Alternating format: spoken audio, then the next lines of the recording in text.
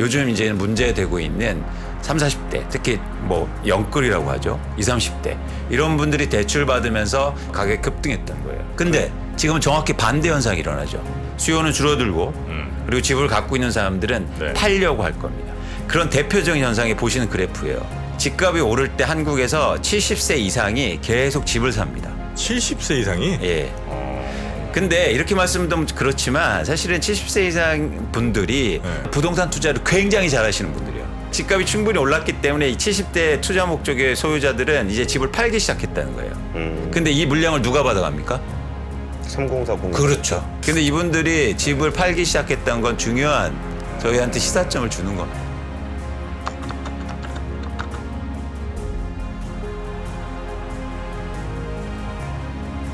네, 오늘 방송이 어쩌면 또 성지가 될 수 있습니다. 네, 많이들 아시죠? 네, 우리 부동산과 관련된 아주 시장과 혹은 뭐 다른 전문가들과 매우 다른 목소리를 내셨던 걸로 저는 이제 기억을 하는데 예.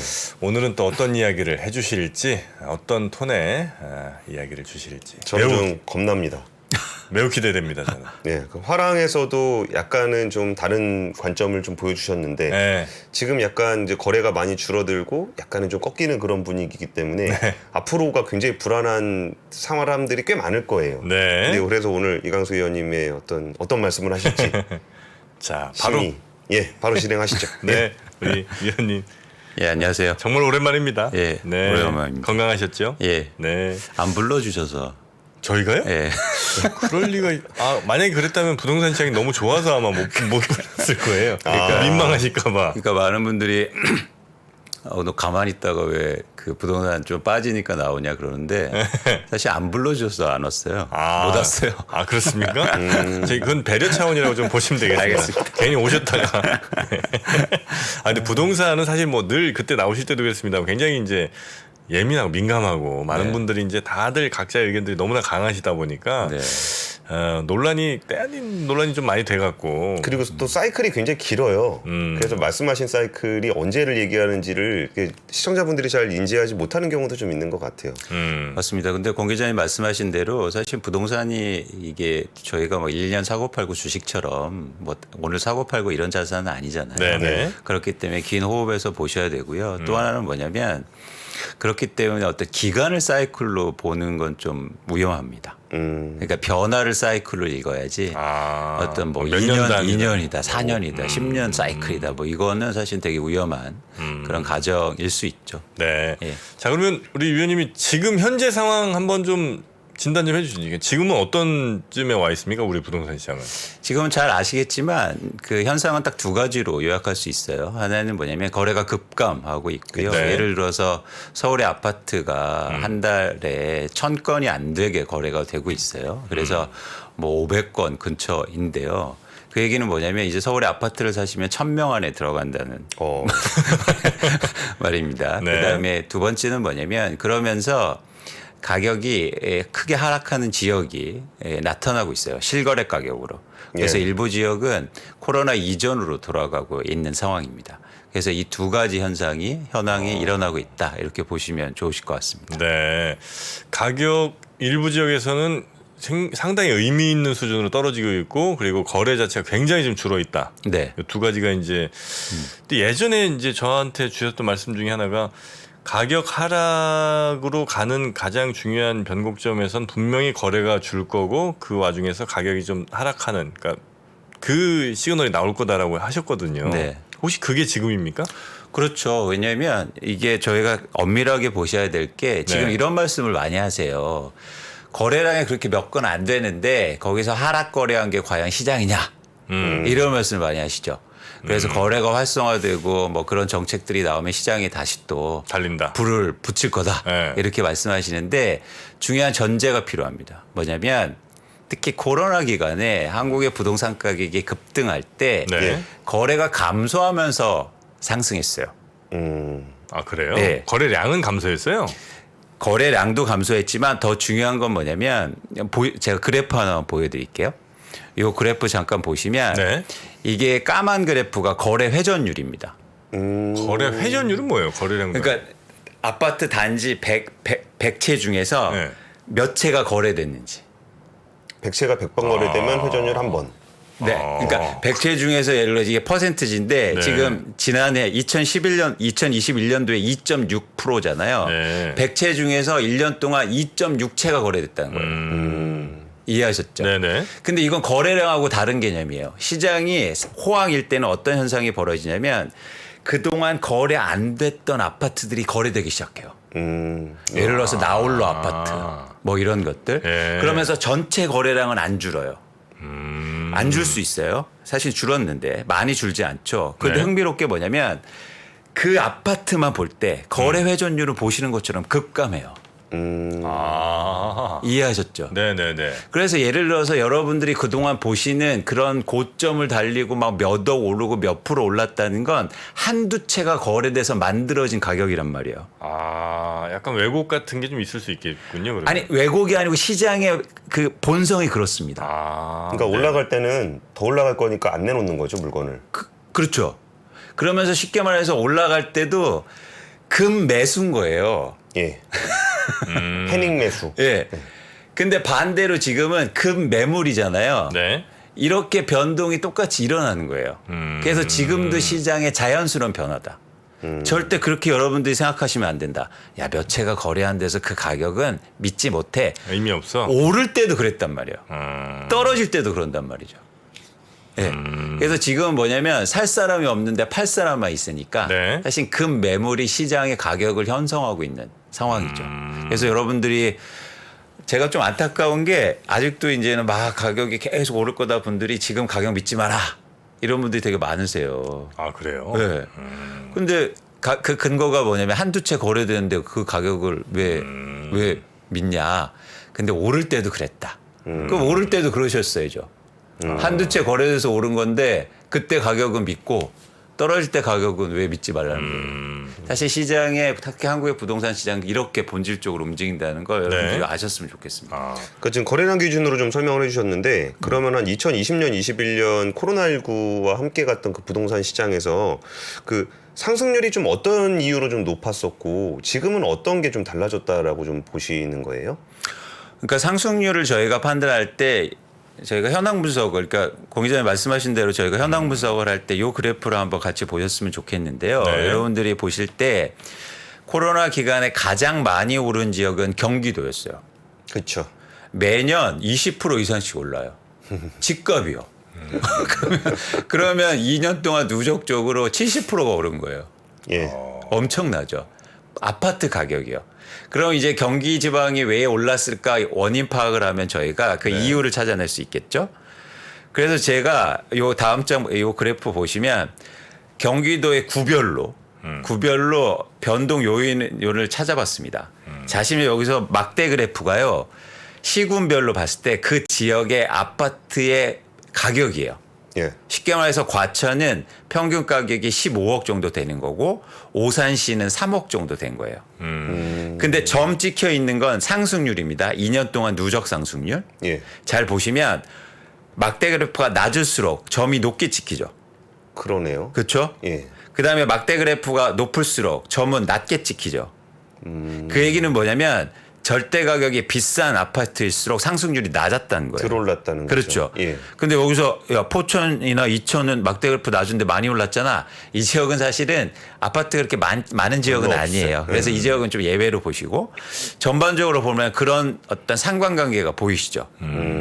그래서 코로나 기간 동안에 많은 지역은 쉽게 말해서 가격이 상대적으로 낮았던 게 왜 상승률이 높았냐면 대출이 가능했기 때문입니다. 그렇죠. 특히 그 대출을 누가 했냐면 요즘 이제 문제되고 있는 30, 40대 특히 뭐 영끌이라고 하죠. 20, 30대 이런 분들이 대출 받으면서 가격이 상대적으로 낮은 대출이 가능한 아파트를 사면서 가격이 급등했던 거예요. 근데 지금은 정확히 반대 현상이 일어나죠. 뭐냐면 금리가 인상되면서 그런 분들이 대출을 하기 힘듭니다. 그리고 가격이 절대 가격이 올랐기 때문에 사실은 시장의 수요가 급감하고 있는 상황이에요. 네. 그래서 사실은 가격의 하락세가 시작되고 있는 거죠.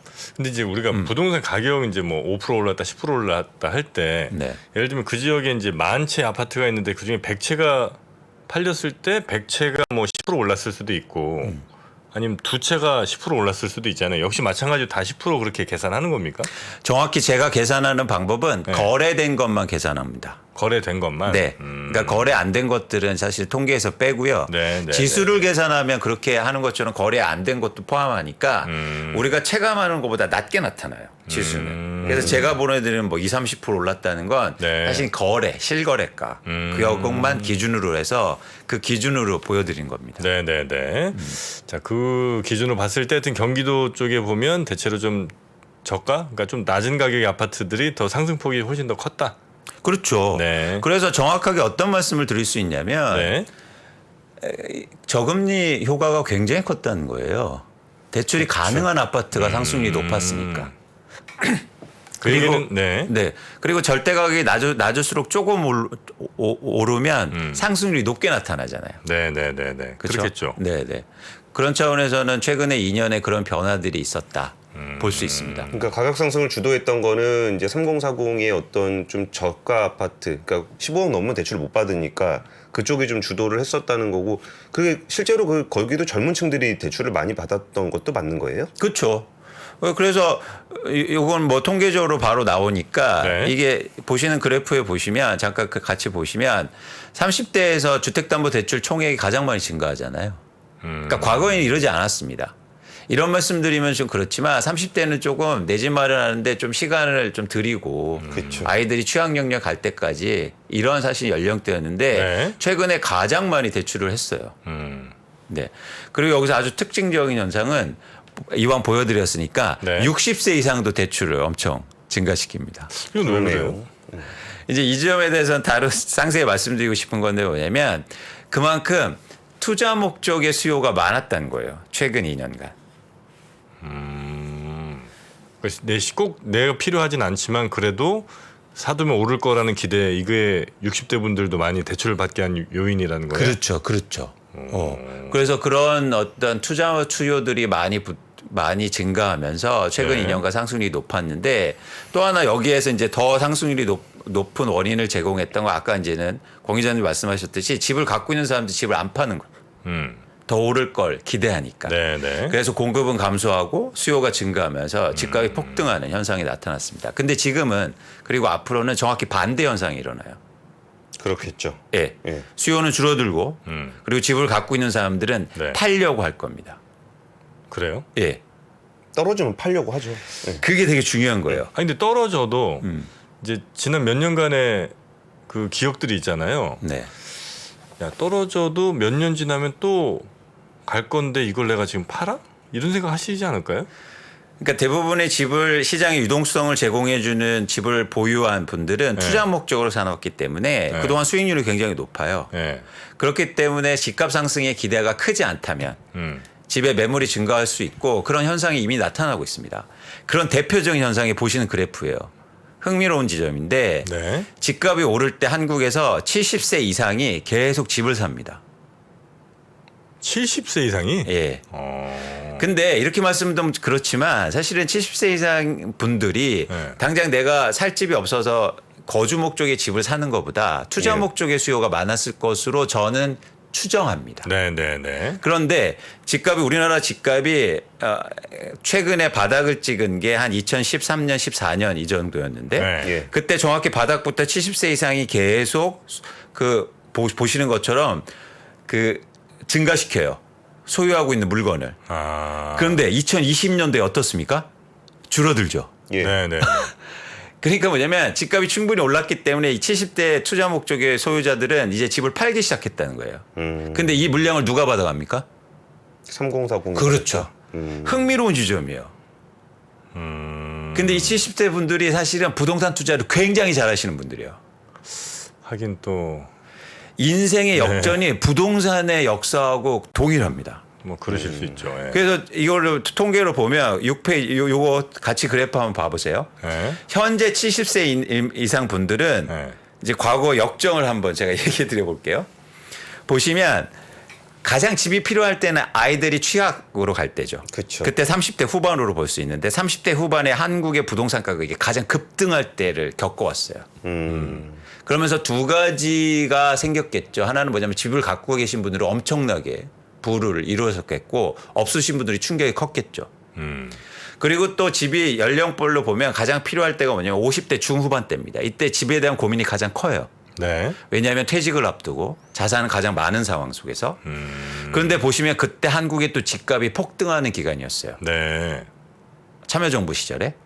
그래서 집이 가장 필요할 때 사실 이런 경험들을 가져서 부동산에 대해서 인식도 좋고 그리고 부동산 투자를 가장 잘할 수 있는 연령대였던 겁니다. 근데 이 분들이 2020년부터 집을 팔기 시작했어요. 왜 팔았을까요? 향후로 계속 오를 건데 왜 팔았을까요? 결국엔 뭐냐면 집값이 어느 정도 고점이 됐고 사실 내가 충분히 돈을 벌었다고 생각한 거죠. 혹시 자녀들에게 이렇게 증여. 목적으로 이렇게 파는 형식을 취하고 뭐 이런 건 아닐까요? 그럴 수 있습니다. 그런 이런 것들을 저희가 골라낼 수는 없는데 사실 이런 전체 물량을 이렇게 크게 줄일 만큼의 그 물량은 사실 안 되거든요. 증여 물량이. 네네네. 네. 그러니까 또 하나 뭐냐면 지금 고령자 수가 계속 증가하잖아요. 네. 예. 그래서 자연적으로 그냥 놔둬도 70대 보유한 아파트 수는 증가할 수밖에 없어요. 그렇죠. 사람이 많아지니까. 그렇죠. 예. 그런데 이렇게 줄었다는 건 굉장히 아주 특이한 현상이죠. 그래서 뭐 제가 우스갯소리로 가끔가다 어떤 말씀하냐면 저희가 부동산 투자는 내 집 마련은 70대 분들 잘 쫓아다니면 된다. 아, 지금 70대 분들. 네. 그분들이 너무 잘 아시니까. 근데 이분들이 집을 팔기 시작했던 건 중요한 저희한테 시사점을 주는 겁니다. 근데 이분들이 이렇게 부동산 전문가라고 이게 어차피 그 다양한 분들이 있을 거니까. 근데 아까 이 차트를 봤을 때 느껴진 부분은 이 연령대 분들이 기본적으로 인구가 많아요. 그렇죠. 그냥 인구가 많은 분들이 다 같이 애들 키워야 되는 시기가 되고 애들 학교 보내야 되는 때라 그러니까 이게 투기적으로 이 사람들이 몇 채, 20채 산다 이런 개념이 아니라 그냥 그분들이 한 사람당 한 채씩만 사더라도 전체 부동산 시장에선 굉장히 세대별로 많이 사시는 것 같아요. 맞아요. 그러니까 한국의 부동산 시장 움직이는 그런 중요한 수요층이라고 볼 수 있죠. 네. 근데 그분들이 이 집을 팔았다는 건 시장의 변화에 되게 중요한 요인이라고 보고 있습니다. 네. 자, 그래서 이제 우리가 앞으로 집값이 어떻게 될까를 이제 어쨌든지 예측 혹은 뭐 이걸 추측을 해야 되잖아요. 네. 그럼 뭘 보면서 그 판단을 하면 좋을지. 예, 뭐 어떤 것 보면서 어떤 지표라든지 아니면 뭐 어떤 숫자들이 이렇게 되면 집값은 확실히 이쪽으로 간다. 이걸 좀 우리가 판단할 수 있는 기준 될 만한 게 좀 있습니까? 제가 볼 때 아까도 말씀드렸듯이 이제 큰 방향성은 하나 잡혔어요. 뭐냐면 수요가 줄고 있는 상황 속에서 네. 이제 매물이 집값을 결정하게 될 겁니다. 매물량? 네. 네. 그러니까 매물의 단순한 양은 아니에요. 이미 지금의 매물량은 서울 아파트 기준에서 지난해보다 50%가 증가했어요. 그건 사실 매물의 증가는 아니에요. 어떤 매물이 증가하냐면 가격을 낮춘 매물이어야 돼요. 그렇죠. 지금은 가격을 전반적으로 낮추지 않은 매물들이에요. 그냥 맛만 보는 거죠. 네. 그래서 요즘 맛이라는 표현은 좀 그런데 특이하게 매물을 내놓습니다. 어떻게 내놓냐면 예를 들어서 20억부터 23억까지. 스프레드가 너무 넓은데요. 네. 매물을 내놓으면서 네. 가격을 정하는 게 아니고 20억부터 23억까지. 그럼 사는 사람이면 25억에 사겠지 23억에 살 리가 없잖아요. 그렇죠. 저는 그게 뭐냐면 전형적으로 변곡점에 나타난 현상들이에요. 이제 그 단계를 넘어가면 가격을 낮춘 매물들이 증가합니다. 그래요? 네. 그러면 가격을 낮춘 매물들이 증가하면 다음에는 뭐냐면 더 사기가 싫어져요. 사는 사람 입장에선 네. 그렇죠. 더 떨어질까 봐. 예. 그래서 이제 다음 턴이 어떻게 되냐면 그러면 더 떨어지겠죠, 집이. 네. 집값이. 그러면 누군가 사기 시작해요. 그래서 또 중요한 변곡점은 가격이 떨어지는데 거래량이 회복하는 구간이 나옵니다. 그때부터는 이제 가격이 저점을 찍고 상승할 가능성이 높은 거예요. 거래량이 막 늘어날 때쯤엔 네, 그러니까 거기가 회복하는 구간. 그러니까 뭐냐면 가격이 떨어지면 어떻게 됩니까? 누군가 살 사람이 생겨요. 네. 그렇죠? 왜냐하면 여력이 생기는 거예요. 그러면 누군가 사기 시작하면 다시 거래량이 붙는 거죠. 그래서 이제 다시 또 변화를 일으키고 이제 네. 예를 들어서 상승할 수 있는 이제는 바닥이 되는 거죠.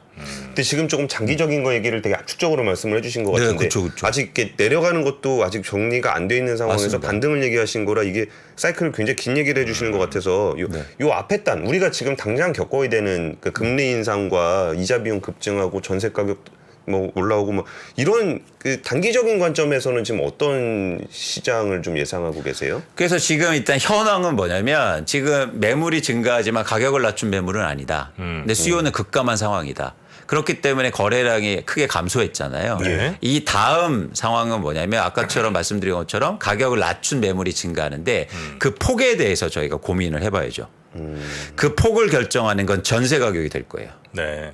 왜 중요하냐면 이거 보세요. 제가 최근에 집을 통해서 부를 이루신 분의 대표적인 예를 하나 보여드릴게요. 8년 동안 경기도에 사시다가 강남으로 입성한 30대 신혼부부의 부동산 투자 비법입니다. 잘 보시면 1단계에서는 뭐냐면 주택담보대출을 받아서 경기도에 집을 사요. 네. 그러다가 2단계, 3단계에선 보시는 것처럼 이제 그 가격이 올라서 집을 팔죠. 근데 우리나라는 1가구 1주택이기 때문에 비과세를 적용받았습니다. 그러면 2년 안에 집을 오르면 시세 차익이 생기잖아요. 그런 순자산을 갖고 또 전세를 끼고 집을 삽니다. 예. 근데 전세를 까면 자기가 집을 살 집이 없어지잖아요. 네. 그래서 본인은 월세에 살기 시작해요. 그러면서 4단계는 어떻게 합니까? 이걸 계속 집을 팔아서 갭 투자를 합니다. 그래서 마지막에는 이분이 8년 만에 한 8년 뭐 이상 만에 경기도에서 강남으로 집을 마련해요. 계속 갭 투자를 통해서 본인은 월세를 살면서. 예. 사실 제가 이 얘기를 왜 드리냐면 최근에 수요 주택 수요들이 이런 갭 투자들이 엄청 많았어요. 이게 롤 모델이었다고요. 아, 이렇게 하는 게 롤 모델. 그리고 이분들은 투기꾼이라고 지정하는 2주택, 3주택자가 아니에요. 그래서 그렇게 잘 잡히지도 않아요. 그렇습니다. 이게 1주택자들이 갖고 있는 물량이에요. 예. 근데 우리나라가 이렇게 물량을 갖고 있는 게 292만 채를 들고 있어요.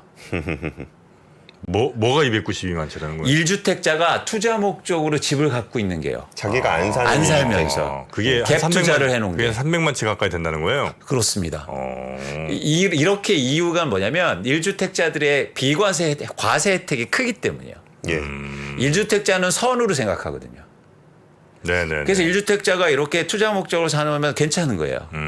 세금도 안 내요. 한 푼도 안 냈어요, 그동안. 아, 그래요? 차액이 생겨도. 그런데 문제가 이렇게 생기는 겁니다. 자, 내가 전세를 끼워놓고 사놨는데 이게 롤 모델이 된 거예요. 네. 근데 누군가 지금 5단계까지 못 하고 누군가 2, 3단계, 4단계에 있는 분들이 엄청 많다는 거죠. 예. 그렇죠? 음흠. 근데 만약에 전세 가격이 빠지면 어떻게 됩니까? 이제 깡통주택 되는 그렇죠. 거죠. 예.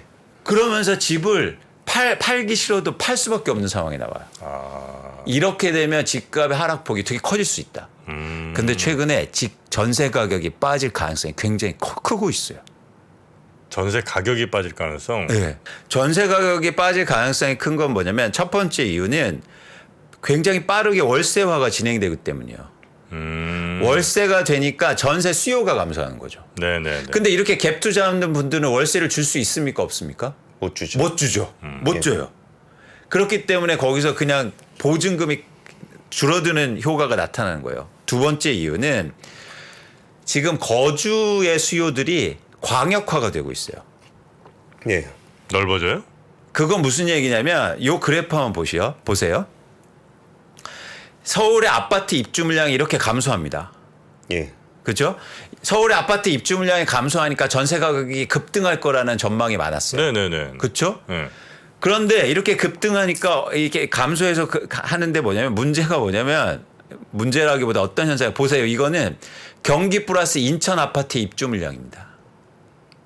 많이들. 그동안 엄청 많았고요. 예. 사실은 굉장히 많은 수준이에요. 과거 대비해서. 이 얘기는 뭐냐면 서울에서 입주 물량이 줄어도 경기나 인천의 입주 물량이 많아지면서 이전이 나타나고 있다는 거예요.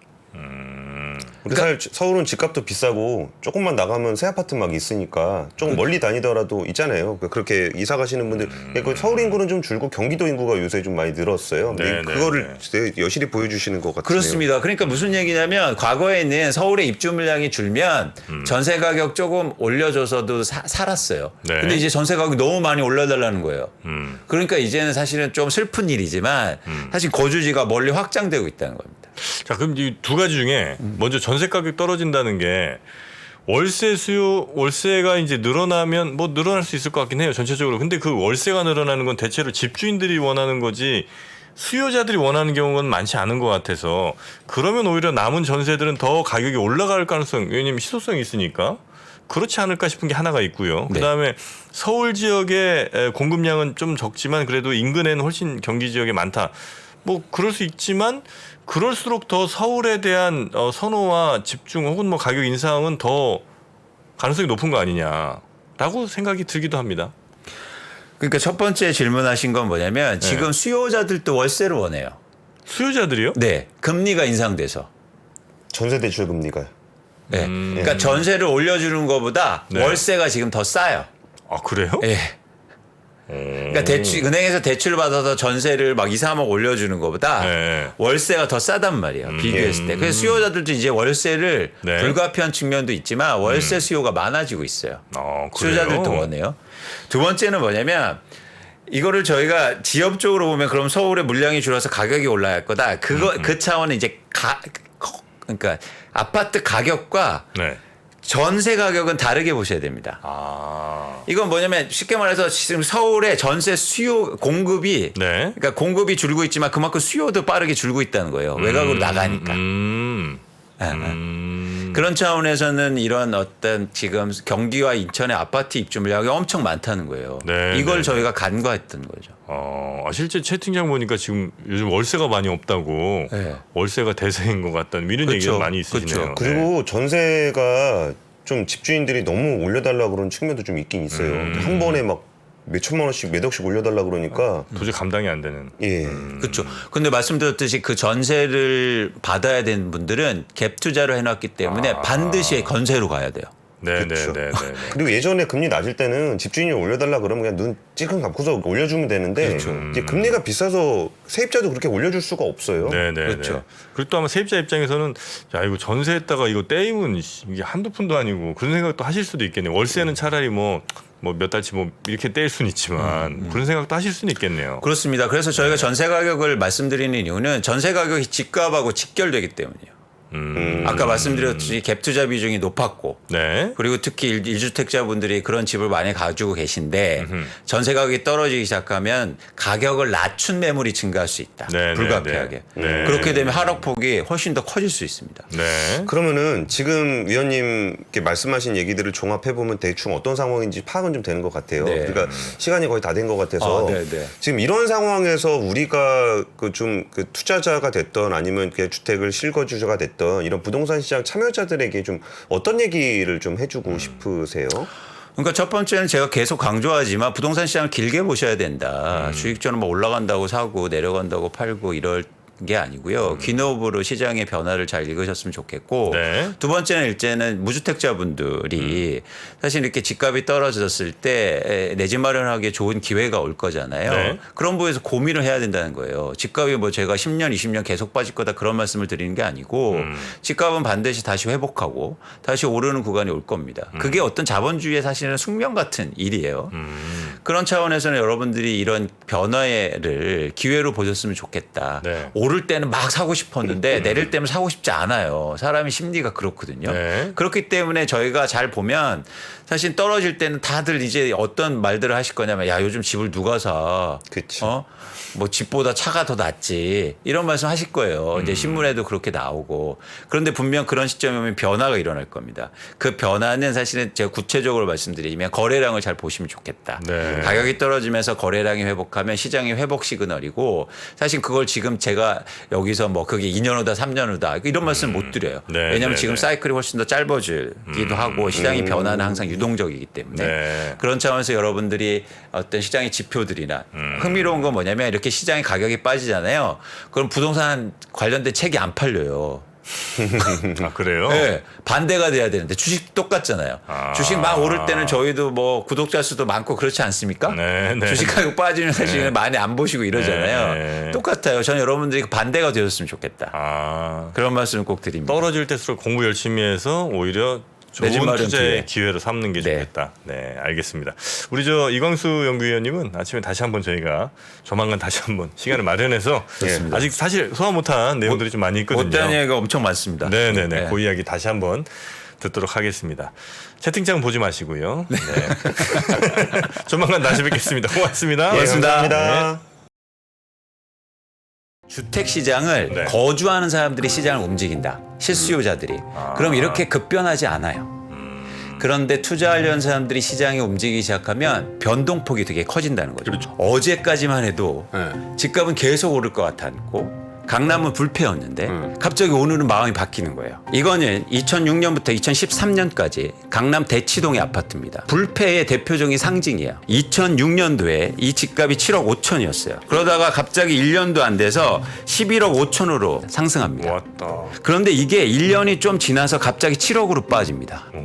4.5억이 하락하고요. 40%가 하락해요. 아니 같은 아파트예요 이게 지금? 예. 그래서 굉장히 급변하죠. 투자 수요가 시장을 움직이면 이렇게 된다는 거예요. 또 유튜브에서 전문가들이 나와서 얘기해요. 그거 시장 가격 아니에요. 금매다. 근데 오를 때도 금 매수가 가격을 결정했다니까요.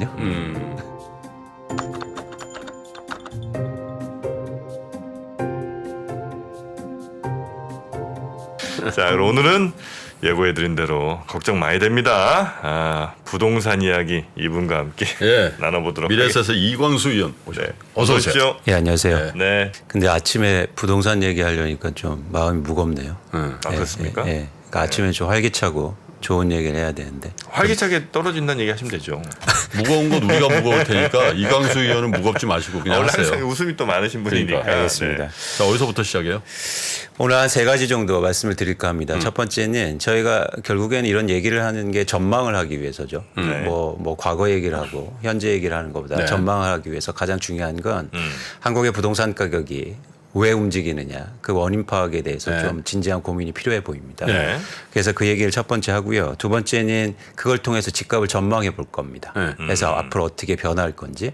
그러면 전망에 따라서 마지막으로는 저희는 무엇을 해야 되는지 그리고 어떻게 해야 되는지 이 말씀을 간단히 드릴까 합니다. 네. 네. 좋습니다. 그런 측면에서 첫 번째는 한국의 부동산 가격의 변동 원인에 대해서 알아야 되는데요. 지금 왜 이러냐? 그러니까 지금도 왜 그랬고 과거에도 왜 그랬냐. 네네. 그런데 사실은 이게 뭐 주식도 그렇지만 굉장히 많은 요인들이 있죠. 근데 제가 전에 방송 들으니까 선생님 말씀하신 것처럼 어떤 채권이라든가 이런 게 중요한 게 있잖아요. 주식도. 그러니까 부동산에서도 그럼 중요한 걸 하나 집어야 되는데 그런 측면에서 그래프 한 가지를 보여드릴까 합니다. 네. 이 그래프는 그 6억 이상 서울 주택 갭 투자 비율입니다. 그러니까 갭 투자라는 건 뭐냐면 전세를 끼고 부동산을 사는 비율이라는 거죠. 그런데 최근에 집값이 급등한 2019년, 그러니까 2020년, 21년을 보시면 갭 투자 비율이 과거 20%대에서 40%대로 급등합니다. 그러니까 뭐냐면 전세를 끼고 집을 사는 사람들이 증가했다는 거예요. 그러니까 이 얘기는 뭐냐면 수요가 증가하면서 집값이 올랐다는 거죠. 근데 왜 갭 투자 비율이 증가했냐면 너무나 당연하게 보시는 것처럼 전세 가격이 급등했기 때문이에요. 그러니까 전세 가격이 오르니까 내 돈을 조금 내도 집을 살 수 있었다는 거죠. 네. 그런데 왜 전세 가격이 급등했냐면 뭐 여러분 다 아시겠지만 전세자금 대출이 그렇죠. 급증했습니다. 네. 근데 그것만 풀어준 거죠. 그렇죠. 보시는 그래프 보면 그러니까 전세 대출에 대해서 약간 선이라고 생각한 거예요. 물론 중요하죠. 그러니까 임차인들에 대한 배려도 필요하고 네. 뭐 그런 측면이 있지만 어쨌든 보시는 것처럼 과거 대비해서 전세자금 대출이 급증했습니다. 그러니까 연결선상에서 말씀드릴게요. 물론 금리가 떨어진 것도 있고 그러면서 전세자금 대출이 증가했다. 네. 전세자금 대출이 증가하니까 투자 목적의 갭 투자하려는. 그러니까 전세 끼고 사는데 난 이거를 집을 사용하기 위해서 사는 사람이라고 말할 수는 없잖아요. 그렇죠? 누군가 살고 있는데. 네. 그래서 이분들은 철저히 어떻게 판단하냐면 투자 목적으로 집을 산 거예요. 그러니까 이런 수요가 증가하면서 집값의 상승의 결정적인 원인이었다. 이렇게 보고 있습니다. 그래서 저희가 보실 때 뭐가 중요하냐면 한국의 집값을 움직이는데 그러니까 마찬가지로 이 보시는 그래프도 한번 보시면 그런 와중 속에서 또 주택담보대출도 증가한 거예요. 금리가 떨어지니까. 그렇죠? 네. 그래서 보시는 그래프는 주택담보대출 증가와 그리고 전국 아파트 지수를 보여드리는 건데 거의 동일한 모습을 보여줍니다. 그러니까 두 가지 말씀드릴 수 있어요. 전세 대출도 증가하면서 갭 투자도 증가했고 또 집을 대출 증가하면서 또 집에 대한 수요도 증가했다. 그래서 저는 집값의 변동 요인을 철저히 수요로 보고 있고 특히 투자 수요로 보고 있는 겁니다. 그 전체적으로는 하여튼 금리가 낮으니까 어쨌든 두 개 다 이제 가능했던 얘기 같기는 하고요. 그쵸. 그다음에 정부에서는 아무래도 그 주택담보대출보다는 그래도 전세자금대출에 조금 더 이렇게 많은 길을 열어준 것 같은데 그게 오히려 집값을 끌어올리는 역할을 또 했다. 그렇습니다. 네. 그러니까 여러분들이 최근에 집값이 올라가면서 가장 시장에서 많이 얘기된 게 집이 부족하다. 네. 그리고 그렇기 때문에 집을 살려는 사람이 시장에 많아졌고 그러다 보니까 집값이 급등했다는 그런 원인 판단이 되게 컸죠. 네. 근데 그 공급 사이드란 얘기죠. 그렇습니다. 근데 저희가 시장의 변동 요인을 얘기할 때는 지속적으로 제가 계속 주장하잖아요. 지속적으로 공급이 부족한 사항은 변동 요인이 아니라는 거예요. 집은 계속 부족했다. 근데 갑자기 뭔가 바뀌었다면 또 다른 요인이 있다는 거죠. 그렇죠. 갑자기 최근에 증가한 건 이런 수요 사이드, 수요 측면의 증가가 집값의 결정적인 원인이었다는 거죠. 네. 그래서 보시는 그래프도 굉장히 흥미로운 그래프예요. 어떤 거냐면 서울의 아파트를 사는데 주택을 사는데 서울 외 지역에 있는 분들, 쉽게 말해서 지방의 거주자들이 서울에 집을 사는 비율입니다. 그러니까 과거에는 한 15%, 16% 수준이었다면 최근 20%까지 증가하는 거예요. 지방에 사시는 분들이 서울에 집을 산 이유가 뭐였을까요? 당연히 투자 목적이었을 겁니다. 물론 뭐 지방에 사시는 분들이 서울로 이사 오려고 사시는 분도 있겠죠. 네. 그런데 그분들이 저는 많다고 보진 않고 그래서 거기 동일하게 가격 지표하고 거의 유사하게 움직이잖아요. 검정색이 가격 지표고 그다음에 약간 주황색이 이제 서울 외에 사시면서 서울 안에 있는 집을 사신 분들 그렇습니다. 비율. 저희 이제 퍼센테지입니까? 그러니까 그렇습니다. 만약 100채 집을 누가 샀다면 저 중에 몇 퍼센트가 서울 이외 지역에서 샀냐? 그렇습니다. 네. 그러니까 그 매수자의 주거지가 어디냐를 비중으로 보여드린 근데 건데요. 저거 수도권은 조금 브렉다운해서 봐야 되는 거 아닌가요? 예를 들면 뭐 분당, 평촌, 뭐 삼본 이런 데들 있잖아요. 일산 이런 데들이 인근 지역에 예를 들면 일산 사는 사람이 은평으로 가는 거는 뭐 사실 큰 일은 아니거든 사실은. 네네. 근데 저걸 예를 들면 부산이나 광주나 대구에서 그 전세 끼고 샀다. 이건 진짜 그야말로 투자 수요라고 볼 수 있는데 네. 저걸 수도권까지 좀 확대해 버리면 그런 바이어스 좀 있을 수 있지 않겠냐. 서울의 인구가 줄었어요. 네. 그러니까 그 말씀은 뭐냐면 아하. 경기도에 집을 갖고 있는 사람들이 서울에 집은 서울로 이사 와야 될 거잖아요. 근데 그렇지 않고 서울의 인구는 줄었습니다. 무슨 얘기냐면 내가 살려는 사람들이 집을 사면서 경기도에서 서울로 이주한 사람들은 없었다는 거죠. 네네. 적었다는 거죠. 그런 측면에서 저희가 명확하게 저는 말씀드리고 싶은 건 뭐냐면 최근에 집값 상승의 가장 중요한 동의는 투자 목적으로 집을 사는 사람들이 시장에 증가했기 때문이라는 겁니다. 그런데 이렇게 시장을 규정하고 판단하면 시장의 모습이 완전 달라져요. 어떻게 달라지냐면 이렇게 움직입니다. 뭐냐면 첫 번째는 자산을 투자로 보는 상황 보면 어떻게 되냐면 미래를 위해서 투자하는 거잖아요. 과거나 현재에 투자하는 사람은 없잖아요. 미래에 어떻게 될 거기 때문에 투자하잖아요. 더 올라갈 거라 생각하고 하겠죠. 그렇습니다. 네. 그래서 가격과 수익률이 굉장히 불안정하게 움직여요. 주식시장이 대표적이잖아요. 그러니까 변동폭이 굉장히 커진다는 거죠. 그러니까 뭐냐면 주택시장을 네. 거주하는 사람들이 시장을 움직인다. 실수요자들이. 그럼 이렇게 급변하지 않아요. 그런데 투자하려는 사람들이 시장에 움직이기 시작하면 변동폭이 되게 커진다는 거죠. 그렇죠. 이게 첫 번째 규정이고 두 번째는 뭐냐면요. 그렇기 때문에 공급보다도 수요에 더 민감하게 시장이 움직입니다. 그러니까 공급은 쉽게 말해서 디폴트라는 거예요. 그냥 고정값. 수요의 변동에 따라서 집값의 변동성이 되게 커진다는 거예요. 그렇겠네요. 그래서 저희가 시장을 전망할 때 수요가 어떻게 될 건지가 더 관심 있게 보셔야 됩니다. 근데 이런 건 어때요? 그러면 뭐 예를 들면 집값이 가장 많이 빠뜨는 게 200만 원 네. 그런 거 네. 나왔을 때 폭락해 버리잖아요. 네. 그것도 디폴트인가요? 근데 그건 과거의 일시적인 변화고 그때는 뭐냐면 한국의 집값을 움직이는 게 실수요자들이 더 많았어요. 지금은 주택 보급률이 올랐고 네. 금융시장의 변동성이 커지다 보니까 그때보다도 훨씬 더 집을 투자 목적으로 사는 사람들이 많아졌다는 겁니다. 과거하고 다른 점이죠. 그러니까 최근도 그래요? 제가 지표를 말씀드렸잖아요. 갭 투자 비율이 올라가고 이렇게 세금 뭐 예를 들면 한 채 있는 사람이 두 채 세 채 사면 그 뭐 세금 엄청 맞는데 네. 그런 사람들의 투자 수요가 전세 끼고 계속 있어요. 여전히 그렇습니다. 왜냐하면 세금보다도 집값이 더 오른다고 기대했으니까. 미래 전망할 때. 네. 제 주변에는 두세 채 갖고 있는 사람들이 줄이겠다는 사람들이 더 많았던 것 그래요? 같은데.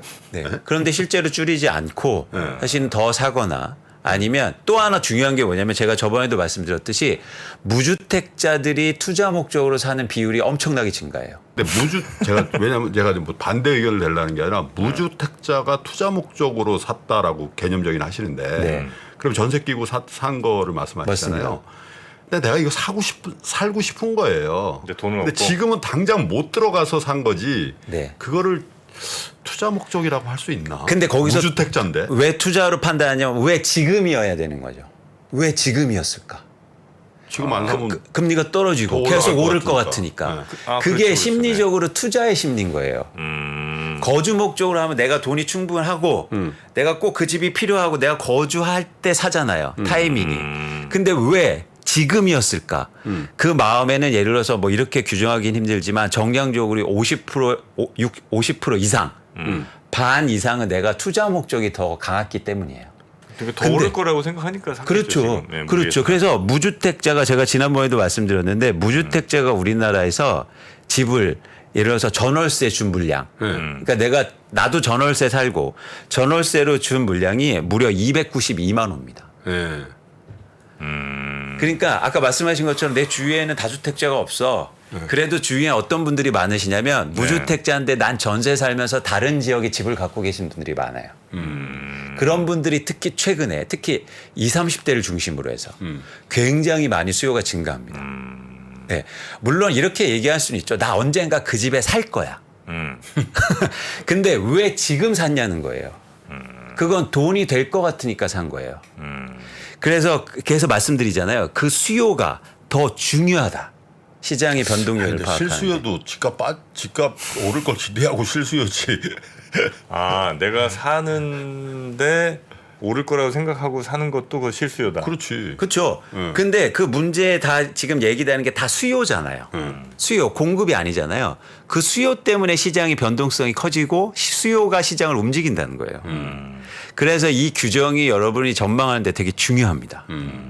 마지막으로 세 번째는 보시는 것처럼 이 투자 수요는 상황에 따라서 굉장히 급변합니다. 네. 마음이. 어제까지만 해도 네. 집값은 계속 오를 것 같았고 강남은 불패였는데 갑자기 오늘은 마음이 바뀌는 거예요. 왜냐하면 투자로 밖에 바라보니까. 그래서 이렇게 투자로 움직이는 시장은 이러한 특성을 갖고 있어서 저희가 이런 거에 대비하고 이걸 통해서 전망해야 된다는 겁니다. 그런데 가격이 이렇게 금리가 오르고 가격이 위축되기 시작하고 수요가 줄잖아요. 네. 그럼 시장이 움직이는 케이스가 세 가지로 나타납니다. 아, 과거의 경험에 그랬어요. 네. 첫 번째는 이걸 통해서 저희가 집값 전망을 해볼게요. 네. 첫 번째는 보시는 것처럼 예. 이거는 2006년부터 2013년까지 강남 대치동의 아파트입니다. 대치동은요 학원이 밀집돼 있고 교육수가 엄청 많은 곳이죠. 그렇죠. 그래서 불패의 대표적인 상징이에요. 그런데 서브프라임 뭐 이유도 있었지만 그때 제가 점을 보여드리는 게 그때 실거래 가격을 다 찍어드린 겁니다. 네. 잘 보세요. 2006년도에 이 집값이 7억 5천이었어요. 보시죠. 7억 5천. 네. 네. 그러다가 갑자기 1년도 안 돼서 11억 5천으로 상승합니다. 왔다. 그래서 1년 만에 53%가 같아 뭐. 4억이 올랐고요. 53%가 상승해요. 와. 그렇죠. 그런데 이게 1년이 좀 지나서 갑자기 7억으로 빠집니다. 4.5억이 하락하고요. 40%가 하락해요. 아니 같은 아파트예요 이게 지금? 예. 그래서 굉장히 급변하죠. 투자 수요가 시장을 움직이면 이렇게 된다는 거예요. 그런데 종국적으로 어떻게 됐습니까? 9년 동안 이 집값은 하나도 오르지 않았어요. 변동성만 저때. 컸지. 네. 네. 변동성만 컸지. 2013년까지. 네. 그런데 여기서 이제 아주 팁 같은 거 하나만 더 말씀드릴게요. 저희가 어떻게 판단하냐면 2006년도에 7억 5천이 11억 5천으로 오르면 4억이 상승한 거잖아요. 네. 그럼 집값 상승률은 정확히 53%가 나옵니다. 그렇죠? 그런데 11억 5천이 7억으로 빠지잖아요. 그럼 40%가 하락해요. 그래서 마치 53% 상승한 다음에 집값은 더 많이 떨어졌잖아요. 전국적으로. 근데 54% 상승한 다음에 40% 빠져서 더해주면 퍼센트줄이는 오른 것처럼 나타나요. 아, 착각을 할 수 있다는 그렇죠. 거죠. 네. 이건 산수입니다. 여러분 여기에서 속으시면 안 돼요. 착각하시면 안 되고. 그래서 퍼센티지로 보면 이 집은 계속 오른 것처럼 느껴져요. 그런데 본질은 이랬다. 아, 야 어딘 저 뭐 이제 20% 빠졌다는데 야 걔 80% 올랐어 임마 이렇게 생각하면 60%는 여전히 오른 것 같지만 실제로는 퍼센트를 다시 계산해 보면 이제 그 퍼센트가 아니라는 그렇죠. 거죠. 그래서 최근에 제가 어떤 말씀을 드리냐면 최근에 집값이 평균적으로 60%가 상승했습니다. 쉽게 말해서 뭐 5억짜리가 8억 정도 된 거죠. 그런데 제가 얼마 전망해서 저는 퍼센티지 전망을 안 하지만 가끔 이제 한 30% 떨어질 것 같습니다 얘기 드리면 그럼 60% 올랐다가 30% 떨어지면 30% 오른 거잖아. 이게 아니라는 거예요. 그럼 그냥 제자리인 겁니다. 네네네. 예, 이해하셨죠? 네. 어쨌든 첫 번째 케이스는 뭐냐면 투자 수요가 이렇게 시장을 움직이면 가격이 급변하기 시작하고 향후로 그러니까 위축됐을 때는 가격이 굉장히 장기 동안 이렇게 안 오르고 정체되어 있을 가능성이 되게 크다는 거죠. 이게 첫 번째 케이스입니다. 두 번째는 네. IMF 때요. IMF 때는 1998년도에 그때는 실거래가 신고를 안 했기 때문에 지수로만 보여드리는 건데 지수가 14% 하락했다는 건 폭락했다는 겁니다. IMF 때. 그렇겠죠. 이렇게 폭락하니까 바로 어떻게 됩니까? 반등이 바로 일어나요. 그렇죠? 그러니까 이런 케이스가 하나 있습니다. 집값이 급락하잖아요. 그럼 바로 상승할 수 있어요. 아까 그 첫 번째 케이스처럼 집값이 떨어졌다가 올랐다가 반복하면 굉장히 지지부진하게 그 가격을 유지하는 케이스 하나하고 두 번째는 뭐냐면 집값이 갑자기 단기적으로 급락하면 네. 급등하고 반등할 가능성이 있다는 거죠. 이게 이제 두 번째 케이스 과거로 보면 세 번째는 이거를 병합한 겁니다. 갑자기 떨어졌다가 그 가격으로 회복하지 못하고 지지부진한 거예요. 이런 모습의 케이스. 근데 제가 볼 때 지금의 한국 시장은 세 번째 케이스로 갈 가능성이 좀 높지 않느냐 네. 보고 있는 겁니다. 아, 급락은 한번 하고 그 다음에 약간 반등하는가 싶다가 그냥 지지부진하게. 그렇죠. 상당히 오랜 동안. 그래서 이런 차원에서는 저희가 그 부동산에 대해서 이제 이게 전형적인 특성입니다. 다시 말씀드리지만 부동산을 수요가 움직일 때 특히 수요 중에서 투자 수요가 움직일 때 이런 현상들이 나타나고 이 중에서 네. 여러분들이 어떤 시장에 올 건가 이런 부분에 대해서 이제 고민이 필요한 거죠. 그런데 제가 볼 때 그럼 이런 시장이 왔을 때 저희가 어떻게 대응해야 되느냐. 굉장히 흥미로운 지점을 알려드리면 이 그래프를 다시 한번 볼게요. 잘 보시면 이 작은 그래프가 거래량이에요. 근데 집값이 올라갈 때 거래량이 상승하죠. 증가하죠. 집값이 떨어지면 거래량이 줄어듭니다. 네. 사람들은 기본적으로 집값이 오를 때만 집을 사고 싶어요. 집값이 떨어지면 집을 사고 싶지 않아요. 그렇죠. 그렇죠. 그렇기 때문에 이 현상이 정확하게 이렇게 나타납니다. 그런데 최근에 집값이 정확하게 반등이 2013년도에 일어나는데 그때는 특이한 현상이 나타나요. 집값이 회복하지 못하고 정체돼 있고 떨어진 상황인데 보시는 그래프처럼 거래량이 증가합니다. 2013년. 네. 그게 저거 대출해서 집 사라고 할 때 아니에요? 그때 그렇기도 최경환 장관이. 하고 집값이 이제 떨어진 상태니까 누군가 사기 시작했다는 거예요. 자, 이런 구간. 즉 집값이 떨어지고 정체되어 있는 구간인데 거래량이 회복하는 구간이 정확히 바닥이라는 거예요. 아. 그러니까 가격이 떨어질 때 거래량이 계속 떨어지면 회복하지 못하고 지지부진할 가능성이 있고 더 떨어질 가능성이 크다는 겁니다. 그런데 이런 시장의 변화가 일어나요. 근데 이 거래량은 시장 전체의 거래가 아니에요. 여러분들이 관심 있고 내가 살고 있는 그 단지의 거래예요. 그러니까 무슨 얘기냐면 네. 우리나라 주택의 전체 거래량이 아니고 네. 예를 들어서 그 단지가 몇 채 거래된가가 더 중요하다는 거죠. 실제적으로는. 아 그럼 예를 들어 뭐 삼천세대에 있는 그 단지에서 네. 가격은 떨어지고 거래량이 늘어날 때가 바닥이에요? 그렇죠. 그렇죠.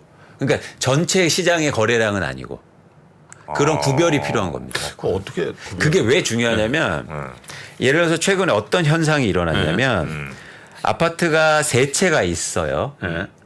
근데 2채는 그러니까 좋아서 빈번하게 거래가 되는 그런 아파트였습니다. 근데 한 채는 나홀로 아파트고 거래가 잘 안 되는 아파트예요. 그런데 기본적으로 그래서 거래량은 한 채 한 채였어요. 두 단지만 거래되니까. 근데 최근에 집값이 상승하면서 이 거래가 안 되던 나홀로 아파트도 거래가 됩니다. 사람들이 거기까지 관심을 가지니까. 그렇겠죠. 그래서 거래량은 그러면 한 채 더 증가해서 3채로 증가하잖아요. 그러면 어떤 시장의 판단이 증가하냐면 야 가격이 오르는데 거래량도 증가한다고 판단해요. 근데 본질은요. 그 단지는 그냥 한 채씩만 거래된 거예요. 그동안 안 되던 게 거래될 뿐이에요. 거래량이 증가한 게 아닙니다. 그래서 저희가 거래 회전율이라는 걸 말씀드리는 거예요. 네. 그 단지에 몇 채가 거래됐느냐가 되게 중요해요. 이해가 되시나요? 그걸 근데 우리가 알 수 있나요? 알 수 있죠. 그래서 제가 지난번에 첫 번째 나와서 말씀드렸을 때 네. 거래 회전율이라는 개념을 말씀드린 이유예요. 그래서 지금은 예를 들어서 단지에 제가 100채가 있으면 네. 그 중에서 지난해에는 2.5채가 거래됐습니다. 원래 평균적으로는 5채, 6채가 거래돼요. 2.5채가 거래됐어요. 거래량이 엄청 준 거죠. 그런데 전체가 거래량은 그렇게 줄지 않았다고 나와요. 네. 그건 오류가 있는 거예요. 그래서 가격이 오를 때 거래 회전율이 떨어졌고 최근에도 그래서 제가 어떤 걸 강조드리냐면 그럴 때는 상투네요. 그렇습니다. 그러니까 가격이 그렇게 급등할 때도 몇 채가 거래 안 되고 거래되는 거예요. 지금 집값이 이제 빠지기 시작하잖아요. 네. 몇 채가 거래 안 되잖아요. 그래서 막 또 유튜브에서 전문가들이 나와서 얘기해요. 그거 시장 가격 아니에요. 몇 채가 거래되는 걸 무슨 그거 거래로 가격으로 보냐. 금매다. 근데 오를 때도 금 매수가 가격을 결정했다니까요.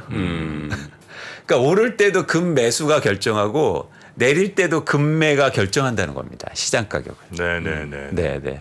그래서 그런 차원에서 여러분 예를 들면 제가 이제 아주 그러니까 아주 뭐랄까 러프하게만 말씀드려 볼게요.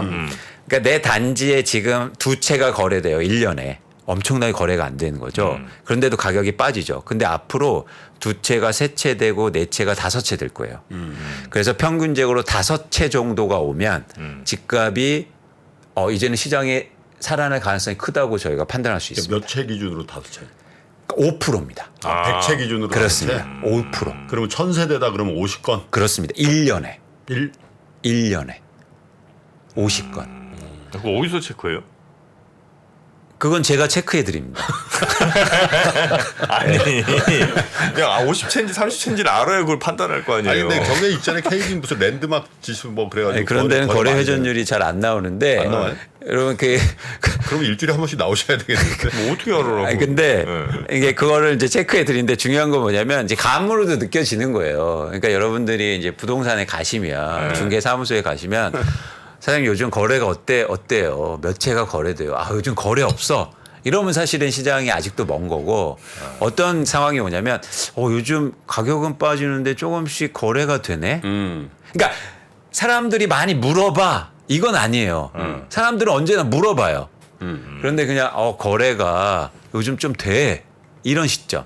그러면 그 단지에서 몇 채가 거래되는지는 알기 쉽거든요. 왜냐하면 실거래가 조회 보면 우리 단지가 몇 채가 거래되나 조회가 가능합니다. 그러면 1년에 뭐 한 5%, 3%에서 지금 2% 언더로 내려왔는데 이제 그게 올라가기 시작하면 의미가 있는 변화가 있는 거죠. 아 요즘에 그 앱에서도 나오는 데들이 좀 있는 모양이에요. 있을 겁니다. 부동산 거래 앱 같은 네, 거 네. 있잖아요. 네. 뭐 무슨 저기 있겠지 그거 당연히 네이버에도 있고 있대요. 아 그래요? 네. 그래서 뭐 해줘요. 그리고 그래서 저희가 네. 사실은 자산 시장의 아주 이런 변화들 저희가 이런 이제 흐름을 오늘 얘기 드렸어요. 첫 번째, 한국의 부동산 시장은 무엇 때문에 움직이는가. 그래서 말씀드린 것처럼 수요인데 특별히 투자 수요. 근데 투자 수요가 움직일 때 시장의 변화는 어떻게 전개되는가. 네. 그건 뭐냐면 시장이 급변한다. 그리고 뭐냐면 미래의 전망이 중요해지고 그래서 그렇기 때문에 저희가 시장의 변화를 좀 예의주시해야 되는데 이렇게 수요가 시장이 움직이면 세 가지 케이스가 나온다. 첫 번째는 아까 말씀드린 것처럼 가격이 단기적으로 급등했다가 급락하고 이런 변동폭인데 장기적으로 보면 네. 사실 그 자리에 있는 상황 이게 첫 번째 경우고요. 두 번째 경우는 뭐냐면 가격이 갑자기 급락했다가 그리고 급락하면 바로 상승한다. 이런 과정이 있을 수 있고 세 번째는 사실 하락폭이 컸다가 회복이 되게 지지부진하게 굉장히 장기로 갈 가능성이 있다. 어느 케이스라고 보면 세 번째 케이스. 저는 세 번째 케이스가 컸다. 이유가 있습니다. 이유는 뭐냐면 최근에 급등했기 때문이에요. 굉장히 이례적으로 최근에 2년간 급등했기 때문에 이런 과정이 과거의 케이스와 두 가지가 접목된 케이스죠. 그래서 약간 하락폭이 컸다가 회복하는 데 시간이 오래 걸리는 네. 그런 케이스가 나올 가능성이 있다고 보고 있습니다. 근데 이제 지금 이제 말씀 주신 거는 대체로 거래량이라든지 뭐 사는 사람들의 심리라든지 뭐 가격 현재 형성된 것들을 이제 토대로 전망을 해주신 건데 그렇습니다. 보통 이제 부동산 또 전망하시는 분들 중에는 이제 뭐 여러 외적 변수들 있잖아요. 뭐 금리가 어떻게 되고 전 세계 뭐 글로벌 주택 가격 등등 이제 이런 것도 같이 넣기도 하시잖아요. 그렇습니다. 그런 것 감안하실 때도 지금 이 전망이 유효합니까? 그렇죠. 왜냐하면 그 수요라고 대표하는 그 변동 요인이 그 여러 가지 영향들에 의해서 영향을 받는 거잖아요. 네네네. 그래서 저희는 수요만 보겠다는 거예요. 여러 가지 뭐 정책이라든가 금리라든가 이런 상황들이 반영된 게 수요니까. 그렇죠. 그렇죠. 그래서 여러 가지 이렇게 쫓아다니기 시작하면 결국엔 저희가 무슨 뭐 그러니까 한 군데를 집중해서 보는 거지 전망할 때 여러 가지를 보기 시작하면 다 놓치게 되거든요. 그러니까 그런 변화들이 수요에 응집돼 있다는 거죠. 네네네. 그래서 수요를 잘 보셨으면 좋겠다는 거고 쉽게 말해서 그러면 그 수요의 영향을 지금 가장 크게 미치는 거는 결국엔 금융시장이고 금리. 그렇습니다. 그렇습니다. 그래서 일부 분들이 과거에 뭐 금리가 높을 때도 주택시장은 안 나빴어. 과거에 그런 적 있습니다. 참여정부 때 금리가 굉장히 지금보다 높았는데요. 네. 그때도 가격이 상승됐어요. 그래요? 예. 근데 그때하고 가장 큰 다른 점이 있어요. 지금은 뭐냐면 말씀드렸죠. 지금 이렇게 투자 자산으로 시장을 판단할 때는 굉장히 심리가 중요한데 속도가 지금 너무 빠른 거예요. 너무 빠르게 올랐다가 그렇습니다. 빠르게 내린다. 그렇습니다. 그러니까 뭐냐면 금리가 내려가는 속도도 컸기 때문에 투자 네. 수요가 급증한 측면이 있고 최근에 이렇게 금리가 단기적으로 오르는 게 사실은 없지 않습니까? 과거 경험상. 이게 심리적으로 큰 압박. 그러니까 여러분 미래를 전망할 때는 스톡, 즉 지금의 그 저량 부분의 평가가 중요한 게 아니라 플로우가 중요한 거잖아요. 흐름. 흐름에서는 그 지금의 무게를 어떻게 재고 지금 상황이 중요한 게 아니라 사실은 속도가 중요한 겁니다. 자 그러면 네. 내가 요즘 그런 생각이 들더라고요. 네. 야 부동산을 만약 이광수 위원의 말에 상당 부분 동의하는데 네. 그럼 부동산을 뭘 그렇게 분석을 했지? 그냥 국제 금융시장의 금리만 보면 되지. 지금 고점 찍은 게 금리가 올라서 고점 찍고 내려오는 거잖아요, 이게. 네네. 그러니까 거의 국제적으로 동조화되고 있죠. 뭐 한국이 조금 더 먼저 빠졌고 미국이 이제 빠지기 그렇습니다. 시작하고 그런 건데. 그렇습니다. 근데 이 부동산을 가지고 뭘 그렇게 막 이런 면 저런 면 막 이렇게 분석을 했을까? 네. 지나놓고 보면 그냥 저 글로벌리 저금리 상태에서 유동성 풍부하니까 오른 거고, 예? 그거 이제 돈 회수하고 말라 가니까 빠지는 거지. 심플하잖아요. 그게 이제 이광수 의원이 얘기하는 수요를 결정하는 뭐 그렇습니다. 거의 100%의 요인인데. 그렇습니다. 그래서 앞으로 그러면 부동산은 좋아. 금리가 어느 정도 금리가 고점 찍고 이제 빠질 것 같아 다시. 그러면 다시 수요가 살아나겠네 이렇게 생각하면 돼요. 그렇습니다. 근데 그 지점 의장님 말씀하신 것처럼 그 지점이 굉장히 중요한데 과거에는 그 영향이 적었어요. 상대적으로. 한국의 부동산이. 정책 영향도 컸고 그다음에 실거주자 욕구도 컸고 소득이 증가하니까 내 집 마련 수요도 컸다는 거죠. 근데 최근 들어서 글로벌 동조화되고 있는 모습이 한국의 부동산 시장도 이제는 그런 투자 목적의 수요가 훨씬 더 증가하고 변화 요인이라는 겁니다. 네네. 그래서 저희가 예를 들어서 뭐 이렇게 부동산을 얘기할 때 과거 얘기를 하니까 그러니까 정책도 더 중요해지고 과거를 보니까. 그런데 사실 과거와 똑같이 시장이 움직이는 건 아니잖아요. 네. 그러니까 말씀하신 것처럼 지금의 시장은 과거하고 달리 그 영향이 훨씬 커졌다는 겁니다. 그래서 더 중요하다는 거죠. 네네. 그래서 자꾸 이걸 외면하기 시작하면 핵심에서 비껴나는 거죠. 혹시 이제 지금 이제 하락기에 있는 건 맞는 것 같아요. 하락기에 있는데 이 언제까지 하락할까도 궁금하긴 하지만 이제 얼마나 하락할까를 또 많이들 궁금해하시잖아요. 네. 뭐 무슨 장관은 또 뭐 한 40% 뭐 얘기도 좀 하고 뭐 이랬던 것 같은데 뭐 정확하게 예측하기는 매우 어렵겠습니다만 어느 수준 정도까지 혹시 하락한 것 같다는 혹시 분석이 있습니까 이게? 저희가 이제 정확하게 그거를 숫자로 물론 얘기 드릴 수 있죠. 그러면 여러분들이 편하시고 할 수 있는데 사실 부동산을 다룰 때 그건 굉장히 힘든 과정이고 네네네네. 뭐 저희가 뭐 이렇게 주가 지수처럼 레인지로 뭐 2,200이다, 2,500이다, 2,600이다. 그게 사실 저는 어떤 의미를 갖고 있는지 모르겠어요. 네. 그런데 제가 드릴 수 있는 말씀은 이제 보시는 표처럼 저희가 한 가지 전제가 필요합니다. 네. 그러니까 뭐냐면 최근에 2020년도하고 21년도에 집값이 급등했잖아요. 20년, 21년에. 네, 네. 예를 들어서 경기 지역 수도권의 아파트가 연간 20% 이상씩 상승해요. 주식도 아니고 부동산이. 근데 저는 이 부분이 사실은 조금 뭐랄까 이 부분이 빠질 가능성이 크다고 보고 있습니다. 아, 올랐던 부분이 그렇습니다. 그래서 코로나 이전으로 돌아간다. 그렇게 하면 어떻게 되냐면 평균적으로 30% 하락이에요. 네. 근데 여기서 또 아까도 말씀드렸잖아요. 60% 올랐는데 30% 떨어지면 뭐냐? 그러면 제자리인 겁니다. 아까 제가 퍼센티지 얘기 드렸죠. 그것처럼 사실은 제자리로 그 전으로 돌아갈 가능성이 있고 이미 그런 아파트들이 나오기 시작했어요. 실거래 가격으로. 그래서 그런 측면에서 저희가 한 그 정도 보고 있고 이제 그러면 이거 언제까지냐?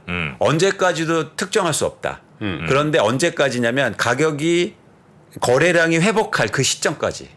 이렇게 이제 되겠죠. 거래량 회복. 네. 그래서 예를 들어서 내년에 지금 거래 굉장히 안 되죠. 그렇습니다. 그래서 내년에 이제 가격이 빠지면서 아까처럼 뭐 거래 회전율이라는 게 이게 회복하기 시작하면 그때가 굉장히 저점일 가능성이 되게 크다는 거예요. 그래서 물론 시원하게 2025년, 2026년, 뭐 30년 이렇게 얘기 드리면 좋겠는데 그건 여러분들의 삶에 전혀 도움이 안 된다. 그렇게 그러면 그 기간 동안 여러분 뭐 놀고 계실 건 아니잖아요. 그래서 유연하게 시장을 보시고 판단하시고 마치 이런 투자 자산화 돼 있으니까 관심을 지속적으로 가지셨으면 좋겠다는 말씀을 꼭 그래서 드립니다. 차라리 저는 그런 생각이 들더라고요. 그런 이제 수요 측면에서의 그 아주 중요한 변수가 이제 틀이 바뀌니까 글로벌 유동성 확장기에서 글로벌 유동성 축소기 그렇잖아요. 네. 이렇게 바뀌었으니까 당연히 한국 시장도 한국 부동산도 미국 부동산도 영국도 호주도 다 빠지잖아요. 그렇습니다. 근데 그건 뭐 다 인정하는 거니까 네. 차라리 그러면 네. 마이크로하게 네. 내가 실수요예요. 그래서 집을 사고 싶다는 그 인간적인 욕망이 있다고. 그러면 그래도 주시장이 지수가 뭐 3,000에서 2,000 가도 그래도 지금 사고 싶은 사람이 있으면 그래도 요런 지역, 요런 아파트. 내가 진짜 여긴 사지 마. 네. 여러 가지 수급 상황이나 봤을 때 여긴 진짜 안 될 것 같아. 그리고 진짜 당신 뭐 그런 매크로 어차피 10년 20년 동안 살 거니까 그러면 요런 지역은 그래도 지금이라도 이런 게 이 접근이 더 낫지 않아요?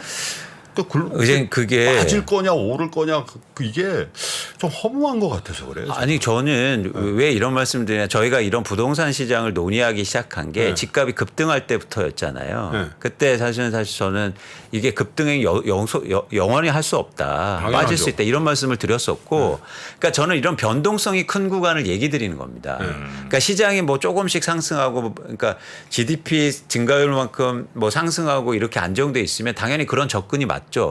근데 이게 시장이 급변하는 상황 속에서 그렇게 접근하는 방식은 전 되게 리스크하다. 또 하나 말씀드리고 싶은 건 전 어떤 말이 가장 싫냐면 오를 곳은 오르고 빠질 곳은 빠진다는 말이에요. 이게 말입니까? 손입니까? 아니 그 당연한 말을 누가 못해요. 지금도 오를 곳은 올라요. 빠질 곳은 빠지고. 그거는 의미가 없어요. 그래서 저는 이런 시장의 변화를 내 집 마련하시고 꼭 필요로 사실 때도 싸게 그런 사라. 고민을 하셔야 된다. 그리고 또 한 그런 측면에서 제가 말씀드릴 게 뭐냐면 한국의 부동산 앞으로 접근하실 때 여러분이 내 집 마련하실 때 저는 많이 빠진 게 불확실성이 적다고 판단하고 있어요. 뭐 그렇겠죠. 예. 그러니까 요즘은 덜 빠진 게 마치 안전자산처럼 예상하는데 그건 안전하지 않다라는 말씀을 꼭 드리고 싶습니다. 네. 최근에 어제 이제는 미국의 주택 지표가 나왔잖아요. 네, 말씀드렸죠. 10년 만에 처음으로 빠졌는데 제일 많이 빠진 지역이 샌프란시스코예요.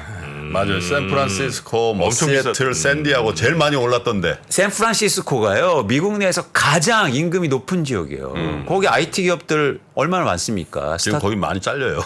네. 그런데 어쨌든 그리고 전 세계적으로 지금 집값 하락폭이 가장 큰 데가 캐나다예요.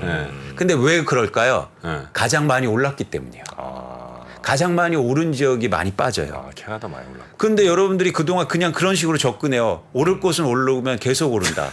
아니에요. 그런 지역이 가장 먼저 많이 빠질 가능성이 크다는 겁니다. 예. 그래서 여러분들이 좀 치밀하게 세상을 네. 보시고 부동산 시장을 접근하셨으면 좋겠다는 말씀 드립니다. 네. 함께 해주신 시간이 좀 미래에셋증권 모자른 것 같았어요. 막판에 큰 웃음 주신 미래에셋증권의 이광수 수석 연구위원님 오늘도 재밌었습니다. 고맙습니다. 감사합니다. 다주택자가 어떤 분입니까? 부동산 투자를 잘 하셨기 때문에 다주택자인 거예요. 근데 이분들이 2021년도에 가격이 폭등할 때 자기 집을 팔았다는 거예요. 누구한테? 무주택자한테. 그런 분들은 오히려 집을 사고. 그 이 지점이 안타까운 겁니다. 지금 수도권의 아파트 입주 물량이 상당합니다. 실수요를 감당할 만한 수준을 넘어가고 있단 말이에요. 미분양 아파트가 증가한다는 거 첫 번째. 두 번째는 뭐냐면 입주 물량이 누적적으로 증가하면서 전세 가격이 떨어진다는 게 내년의 시장의 변화에 가장 중요한 영향을 미칠 겁니다. 그런 차원에서 이거 보세요. 강남의 입주 물량도 엄청나요. 강남 9만이 6천 세대가 이상 입주된 건 역대로 이런 적이 없어요. 이거 강남에 내년에 큰 영향을 미칠 겁니다. 불펜은 없어요. 그리고 이런 영향이 내년부터 되게 클 수 있다는 거죠. 20억짜리 전세를 6천 가구 이상씩 누가 다 받아줍니까?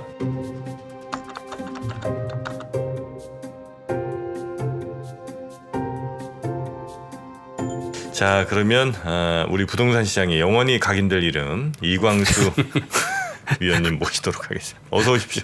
어서 예, 오세요. 안녕하세요. 네. 오랜만입니다. 저기 했죠. 예, 우리 이광수 위원님. 나쁘게 각인되는 건 아니죠. 아유, 그럴 리가 있습니까? 네, 우리. 알겠습니다. 감사합니다. 자, 일단 뭐 여러 이슈가 있겠습니다만 제일 지금 핫하고 제일 사람들이 많이 관심 있는 게 둔촌주공 아니겠습니까? 그렇죠. 그죠? 둔주죠. 예, 둔주 현재 어떻게 좀 보셨습니까? 일단 뭐 분양이 안 된 건 아니고요. 분양이 됐죠. 근데 관건은 뭐냐면 경쟁률이 굉장히 낮았고 사람들의 관심이 낮아졌다는 겁니다. 네. 그래서 2023년의 시장을 전망할 때 굉장히 중요한 그런 사건 혹은 이벤트가 될 수 있는데요. 왜냐하면 지금 건설사들이 방금 이제 뉴스에도 전달해 주셨는데 건설사들이 분양을 꼭 해야 돼요. 그러니까 제가 볼 때 내년 한 상반기까지 17만 가구 정도 분양을 해야 되는데 사실 그만큼 이제 인기가 없어지고 이러면 미분양이 증가할 수 있다는 거죠. 강남도 그렇게 인기가 좀 줄어들었는데 네. 그런 측면에서 미분양이 증가하고 그러면 또 부동산 시장이 되게 악재가 될 수 있다는 차원에서 사실 분양 시장이 2023년도에는 굉장히 중요한 이슈가 될 것 같습니다. 분양 시장이 예, 그리고 내년에- 그에 따른 미분양 증가. 그게 좀 예상이 됩니까 지금? 예, 그렇죠. 근데 건설사들이 미분양이 되면 분양을 안 하면 되잖아요. 안 하기. 연기. 네네. 예, 연기할 수 있잖아요. 네. 근데 지금 연기할 수 없는 상황이에요. 왜? 첫 번째 이유는 금리가 오르니까 땅을 차입일으켜서 사놨는데 이자 비용이 엄청나게 증가하고 있습니다. 그러니까 사실은 분양을 마냥 미룰 수 없는 거죠. 분양을 하면 분양 대금이 들어오니까. 그렇죠. 그래서 일단 가만 기다리는 것보다 일단 해보려고 하는 거죠. 두 번째 이유는 부동산 PF 때문입니다. 부동산 PF가 만기 연장이 잘 안 되고 있어요. 뭐 아시겠지만 레고랜드 등으로 인해서. 그렇다 보니까 건설사들이 마냥 프로젝트를 연기하거나 지연시킬 수 없는 상황으로 점점 가는 거죠. 그렇다 보니까 울며 겨자 먹기로 사실 분양을 할 수밖에 없는 그런 상황으로 오고 있습니다. 내년 예정된 분양 물량이 많아요. 내년 예정돼 있는 게 저희가 한 22만 호 정도 예측하고 있는데요. 올해보다는 줄어들어요. 그런데 지금 시장 상황으로 볼 때는 지금 전국 평균 분양률이 80%대로 떨어졌거든요. 네. 그러면 20%가 미분양인데 그럼 20만 가구에서 20%가 미분양이면 4만 가구 정도가 미분양이 될 겁니다. 그렇죠. 그냥 지금 상황으로 예상하더라도. 그렇게 되면 지금 상황에서 미분양이 4만 7천 가구인데 거기에 또 4만 가구가 얹어지게 되니까 제가 한 내년에 미분양이 8만 9천 가구 혹은 8만 7천 가구 정도 예상하고 있는데 그럼 미분양이 크게 증가하게 됩니다. 그럼 불 꺼진 아파트가 증가하게 되면 부동산 시장이 어떻게 좋을 수 있겠어요. 네, 어렵게 되는 거죠. 네네. 근데 미분양이 되면 어떻게 돼요? 미분양이 이렇게 부분 미분양일 거 아니에요, 그죠? 만약에 그렇습니다. 500채를 분양을 했는데 예. 400채는 들어오고 400채는 계약이 됐고 예. 100채는 계약이 안 되는 미분양 상태로 있잖아요. 예. 그래도 500채를 올려야 되는 거 아니에요? 그렇습니다. 그래서 불꺼진이라는 표현을 하는 거죠. 그렇죠, 그렇죠. 그래서 아니 100채는 안 지어 이런 게 안 된다는 거잖아요. 그렇죠. 그게. 왜냐하면 예를 들어서 1층이 분양 안 됐는데 1층만 빼내고 질 수는 없잖아요. 아, 그렇지. 그렇기 때문에 사실은 미분양이 있어도 아파트를 지을 수밖에 없는 상황이고 과거에 서브프라임 때 그렇기 때문에 건설사들이 문을 닫은 이유이기도 합니다. 안 팔린 물건을 만들 수밖에 없는 상황. 어허. 네. 아 근데 예를 들어 그 15억짜리라고 치면 분양가 10한 3억인데 13억에 팔면 금방 팔릴 거 아니에요. 근데 처음부터 가격을 내리진 않을 거예요. 일단 해보고 미분양이 나면 그것도 단계가 있습니다. 처음에는 계약금을 낮춰주거나 네. 아니면 인센티브를 좀 주거나 요즘 뭐 차도 경품으로 내걸고 이러고 있잖아요. 아 그래요? 아파트 사람 사줘요? 그러니까 뭐 추첨해서. 네. 속하네 또. 그래서 그런 식으로 전개가 되다가 마지막에 가서 이제 할인 분양까지 갈 수 있겠죠. 처음부터 가격을 엄청 내려서 분양하진 않는다. 네네네. 네. 근데 지금 현재 거래되는 뭐 거래가 얼마다 이런 뉴스들이 이제 요즘 많이 들리더라고요. 네, 얼마 떨어졌다 이런 뉴스가 많은데 실제로 그 정도인지 아니면 또 정확하게 보시는 우리 위원님 보실 때는 또 그거는 약간 좀 언론 보도에 약간 문제가 좀 있는지 실제 거래 가격 추이는 어떻습니까 지금? 이제 그 가격을 말씀드리기 전에 네. 사실 오늘 여러분이 연말이기도 하고 그래서 연초 계획을 세우시고 내년 계획을 세우셔야 되잖아요. 네. 그래서 저는 2023년에 여러분들이 부동산 관련된 계획을 세우시는데 도움이 되드리고 싶어서 오늘 사실 나왔습니다. 네네네. 계획이라는 건 구체적이어야 하죠. 그래서 여러분들이 내 집 마련하실 때 2023년도에는 좀 구체적인 계획의 가이드라인을 좀 드리려고 해요. 네.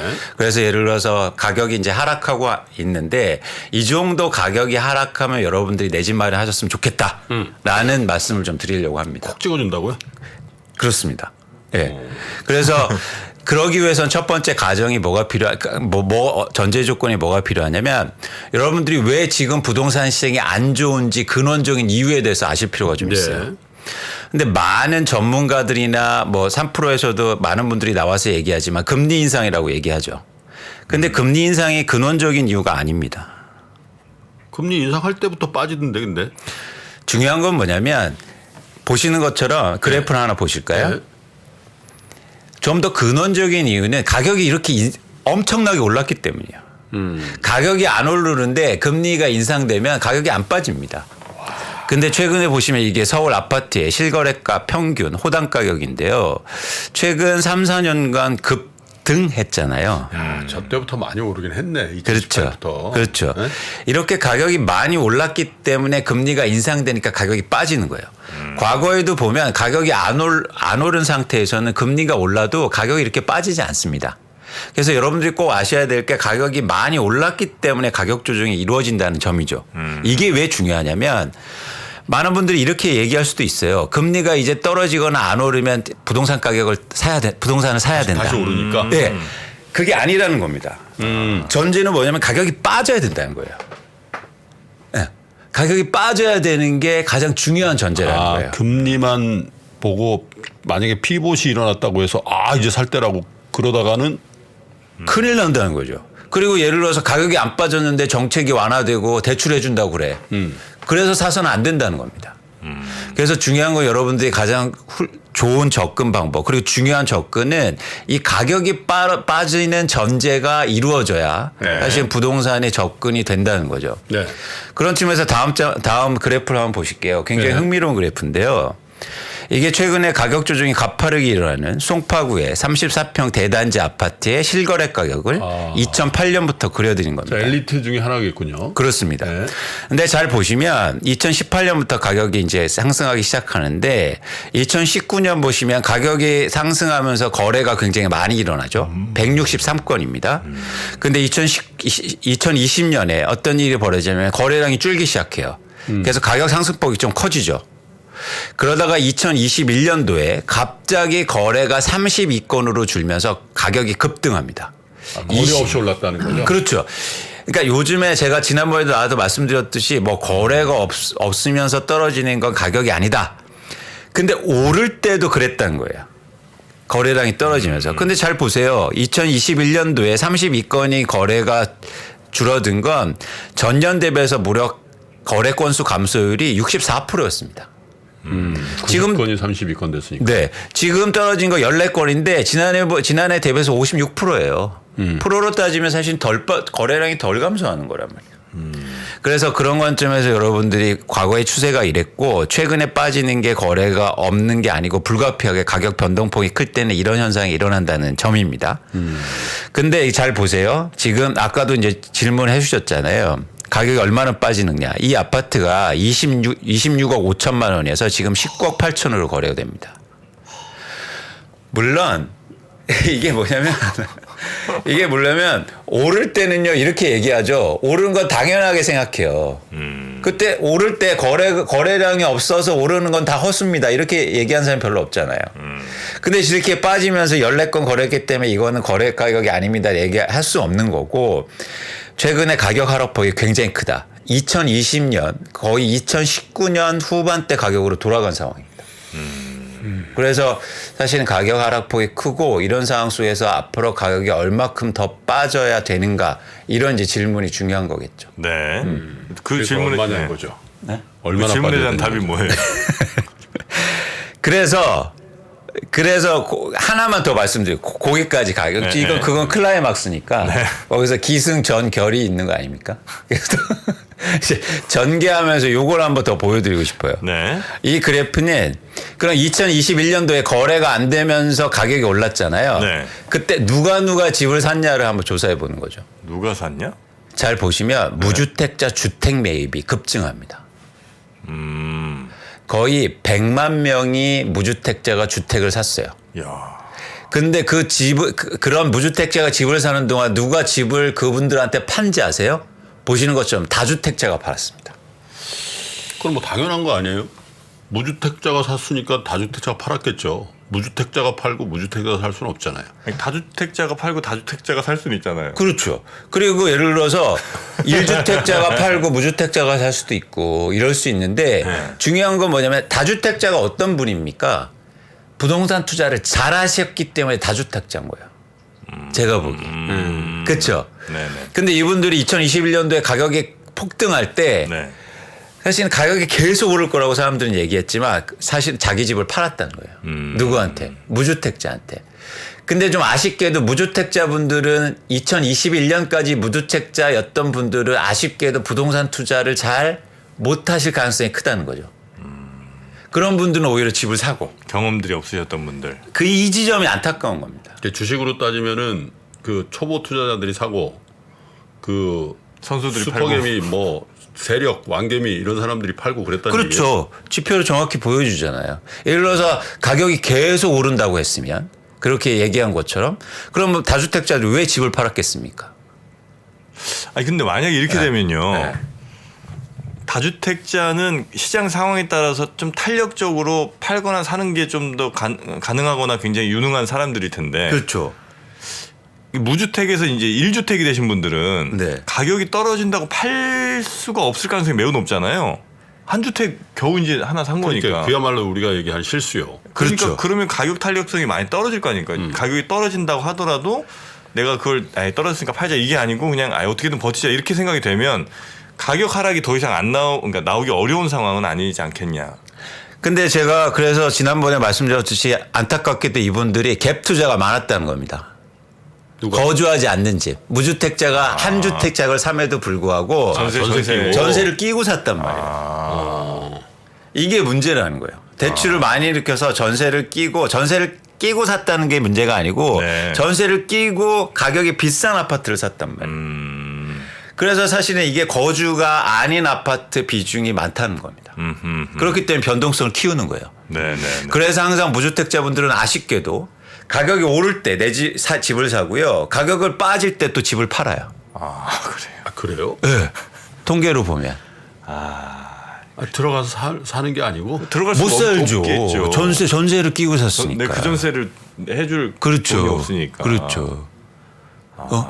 그렇게 그러면 차손만 매매 손실만 보고 판다고? 어쩔 수 없는 상황입니다. 그래서 우리나라 가격 변동폭이 큰 거예요. 쉽게 말해서 다주택자하고 돈 많은 분들이 집을 많이 갖고 있으면 절대 변동폭이 이렇게 많이 크지 않아요. 떨어질 때 안 파니까. 오히려. 왜요? 나중에 오를 건데 왜 팔아요? 팔 때는 어떻게 하냐면 어쩔 수 없이 파는 거예요. 어쩔 수 없이 파는 사람들이 이렇게 그게 갭 투자. 금매지. 그렇죠. 어쩔 수 없이 파는 게 그렇죠. 네, 급한 매물. 그래서 앞으로 이 분들이 집을 팔기 시작할 가능성이 크다는 거죠. 그래서 전세 가격이 중요한 겁니다. 전세가 빠지면 그렇죠. 금매가 나올 수 있는 기반이 되네. 그렇죠. 더 그리고 빠르게 어쩔 수 없어요. 그리고 전세 끼고 샀기 때문에 대출도 안 돼요. 이자는 올라가죠. 그렇죠. 전세 빠지는데 전세를 쉽게 말해서 태줘야 되는데 어떻게 합니까? 집을 팔아야죠. 그리고 마음이 더 급하단 말이에요. 다 빚으로 사놨기 때문에. 다주택자고 집이 많으면 전혀 문제될 게 없어요. 그래서 이분들이 변동성을 키우게 될 가능성이 있다는 거죠. 네. 그래서 이게 중요한 겁니다. 입주 물량이 많단 말이에요. 보시는 그래프처럼 서울, 경기, 인천 아파트의 입주 물량이 최근에 상당한 물량이 계속적으로 들어오고 있단 말이에요. 그래서 전세 가격이 지금 하락하고 있는 이유이기도 합니다. 전세 가격을 최근 하락 이유를 할 때 많은 분들이 뭐 금리가 올라서 이 부분이 있어요. 금리가 올라서 전세를 하는 것보다 월세로 전환하니까 전세 수요가 감소하고 있죠. 네. 플러스 이 전세 수요가 감소하는 거 한계가 있단 말이에요. 진짜 전세 수요가 감소하려면 전세의 물량이 증가해야 되는데 지금 수도권의 아파트 입주 물량이 상당합니다. 실수요를 감당할 만한 수준을 넘어가고 있단 말이에요. 그러면은 전세 가격이 빠지겠죠. 이게 내년부터 두 가지 중요한 영향이에요. 하나, 미분양 아파트가 증가한다는 거 첫 번째. 두 번째는 뭐냐면 입주 물량이 누적적으로 증가하면서 전세 가격이 떨어진다는 게 내년의 시장의 변화에 가장 중요한 영향을 미칠 겁니다. 그런 차원에서 이거 보세요. 강남의 입주 물량도 엄청나요. 저 강남구요. 역대 최고 수준입니다. 강남구만이에요. 그렇습니다. 강남 9만이요. 강남 9만이 6천 세대가 이상 입주된 건 역대로 이런 적이 없어요. 이거 강남에 내년에 큰 영향을 미칠 겁니다. 전세 가격이 엄청 빠질 수가 있어요. 그런데 최근에 강남에 산 사람들이 많잖아요. 대부분 갭 투자로 사는데 전세 가격이 급등했을 때 사거든요. 쉽게 말해서 반포의 아파트를 30억에 살 때 전세를 25억 끼고 샀단 말이에요. 어휴. 근데 지금 전세가 20억으로 빠지고 있습니다. 더 속도가 빨라질 거예요. 그럼 어떻게 합니까?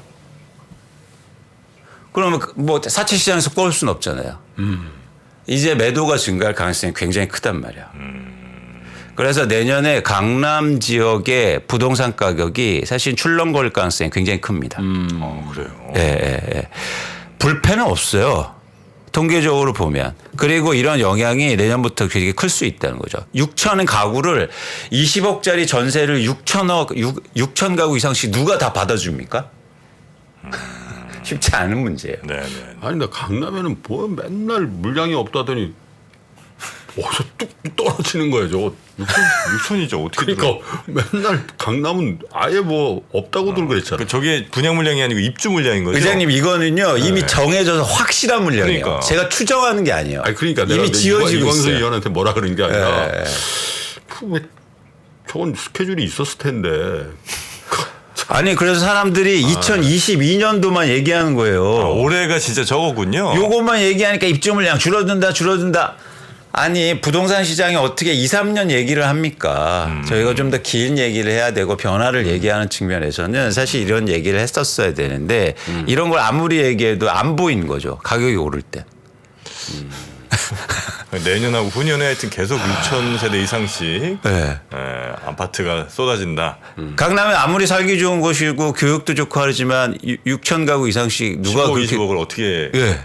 가격을요. 그래서 금리가 낮은 상황이면 그래 전세 대출을 받아서 내가 입주할 수 있죠. 금리가 낮으니까. 있어요. 근데 지금은 금리가 높으니까 그런 여력도 크지 않다. 예를 들어서 10억을 대출 받으면 지금요 5% 금리 그러니까 은행에 예금해 놓으면 5%잖아요. 네네. 근데 그런 생각들을 하게 될 거라는 거죠. 그래서 5천만이 5천만. 전세 대출도 뭐 그렇게 많이는 안 나오죠? 전세 대출 많이 나오나? 전세 대출 한 5, 5억쯤 아닌가 더 나와요? 한계가 있습니다. 말씀하신 있죠? 것처럼 지금 5억이 한계인데. 그죠. 예. 예. 그래서 그렇게 많이 나오기 힘들 거고 그런 측면에서는 결국엔 대출을 또 받거나 아니면 다른 자금을 끌어들이는데 쉽지 않은 문제다. 그래서 이런 입주 물량이 증가하는 게 지금 이미 일부 지역은 이미 문제가 되고 있고요.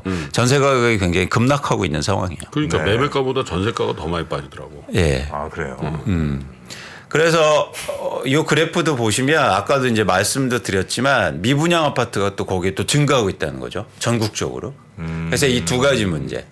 결국에는 전반적으로 전세 가격이 빠지고 미분양 아파트가 증가하면서 시장을 억누를 가능성이 큽니다. 네. 그런데 이 두 가지 현상이 항상 시장의 마지막 단계에서 일어난 현상들이에요. 시장의 마지막이 그러니까 시장 상승 시장의 마지막 하락의 마지막? 네. 어제 끝나고 있어요 하락이? 그러니까 하락의 폭이 굉장히 클 때 나타난 현상. 네. 네. 미분양 아파트가 엄청나게 증가하고 네. 그다음에 전세 가격이 떨어지는 현상들은 시장 가격이 되게 많이 떨어진다는 걸 의미하기도 하고 네. 그렇게 떨어지면 바닥으로 갈 가능성이 크다는 겁니다. 그럼 곧 바닥이 온다는 거예요? 곧 바닥? 아까 말씀드렸죠. 가격만 떨어지면 바닥을 형성될 수 있다는 거죠. 시기가 문제가 아니라 가격을 보라는 거죠. 그렇죠. 시기는 문제될 게 없어요. 예를 들어서 5년, 6년이 저희가 관심 있는 게 아니고 2023년도에 가격이 이렇게 급락하면 사실은 바닥이 될 수 있다는 거죠. 그래요. 네. 그래서 그러면 이제는 가정이 필요한 거죠. 얼마나 가격이 빠져야 되느냐. 그걸 한번 저희가 예측해 보는 겁니다. 근데 네. 잠깐 그 전에 또 하나 말씀드리면 그런 식으로 압박이 오면 매물이 증가하잖아요.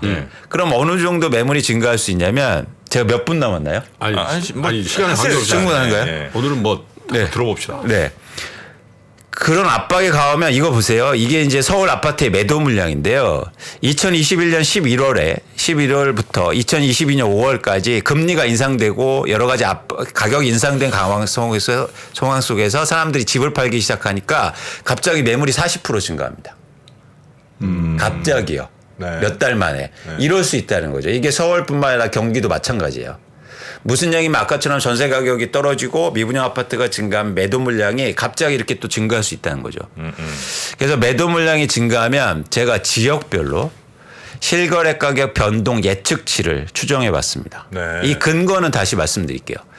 전국은 2022년 9월 실거래가 가격 기준으로 해서 26.3%가 하락할 수 있다고 보고 있고요. 이렇게 되면 전 바닥이 형성될 것 같습니다. 한 25% 평균적으로. 정도 빠지면 네. 서울은 23.2%, 경기는 32.7%예요. 대구는 14에 이미 많이 빠져서 그런가? 이미 많이 빠졌기 때문에. 갔더니 진짜 분위기는 안 좋긴 안 좋다. 그렇죠. 최악으로 가고 있는 거죠.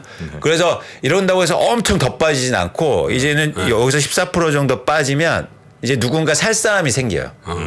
예. 그렇게 살 사람이 생기는 기준의 하락률입니다. 그러니까 여러분들이 시점을 보지 말고 저는 이 가격대를 보셨으면 좋겠다. 누구는 이제 뭐 부동산은 또 주식이 달라고 한 번 빠지면 10년이다 이런 얘기 하던데 그렇지도 않군요. 아닙니다. 그런 게 왜 다르냐면 네. 부동산은 거주 가치가 있기 때문이에요. 사용 가치가 있단 말이에요. 네.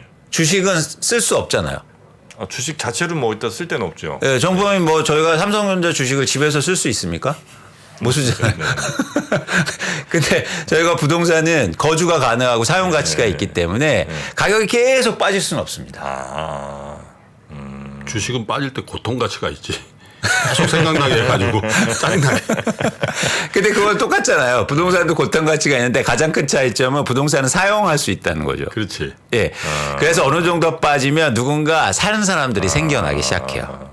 네. 거주 가치도 있고 사용 가치가 있기 때문에. 네. 그래서 제가 보기에 이 정도가 빠지면 바닥이 형성될 가능성이 있고 그렇게 되면 어떻게 되냐면 보세요.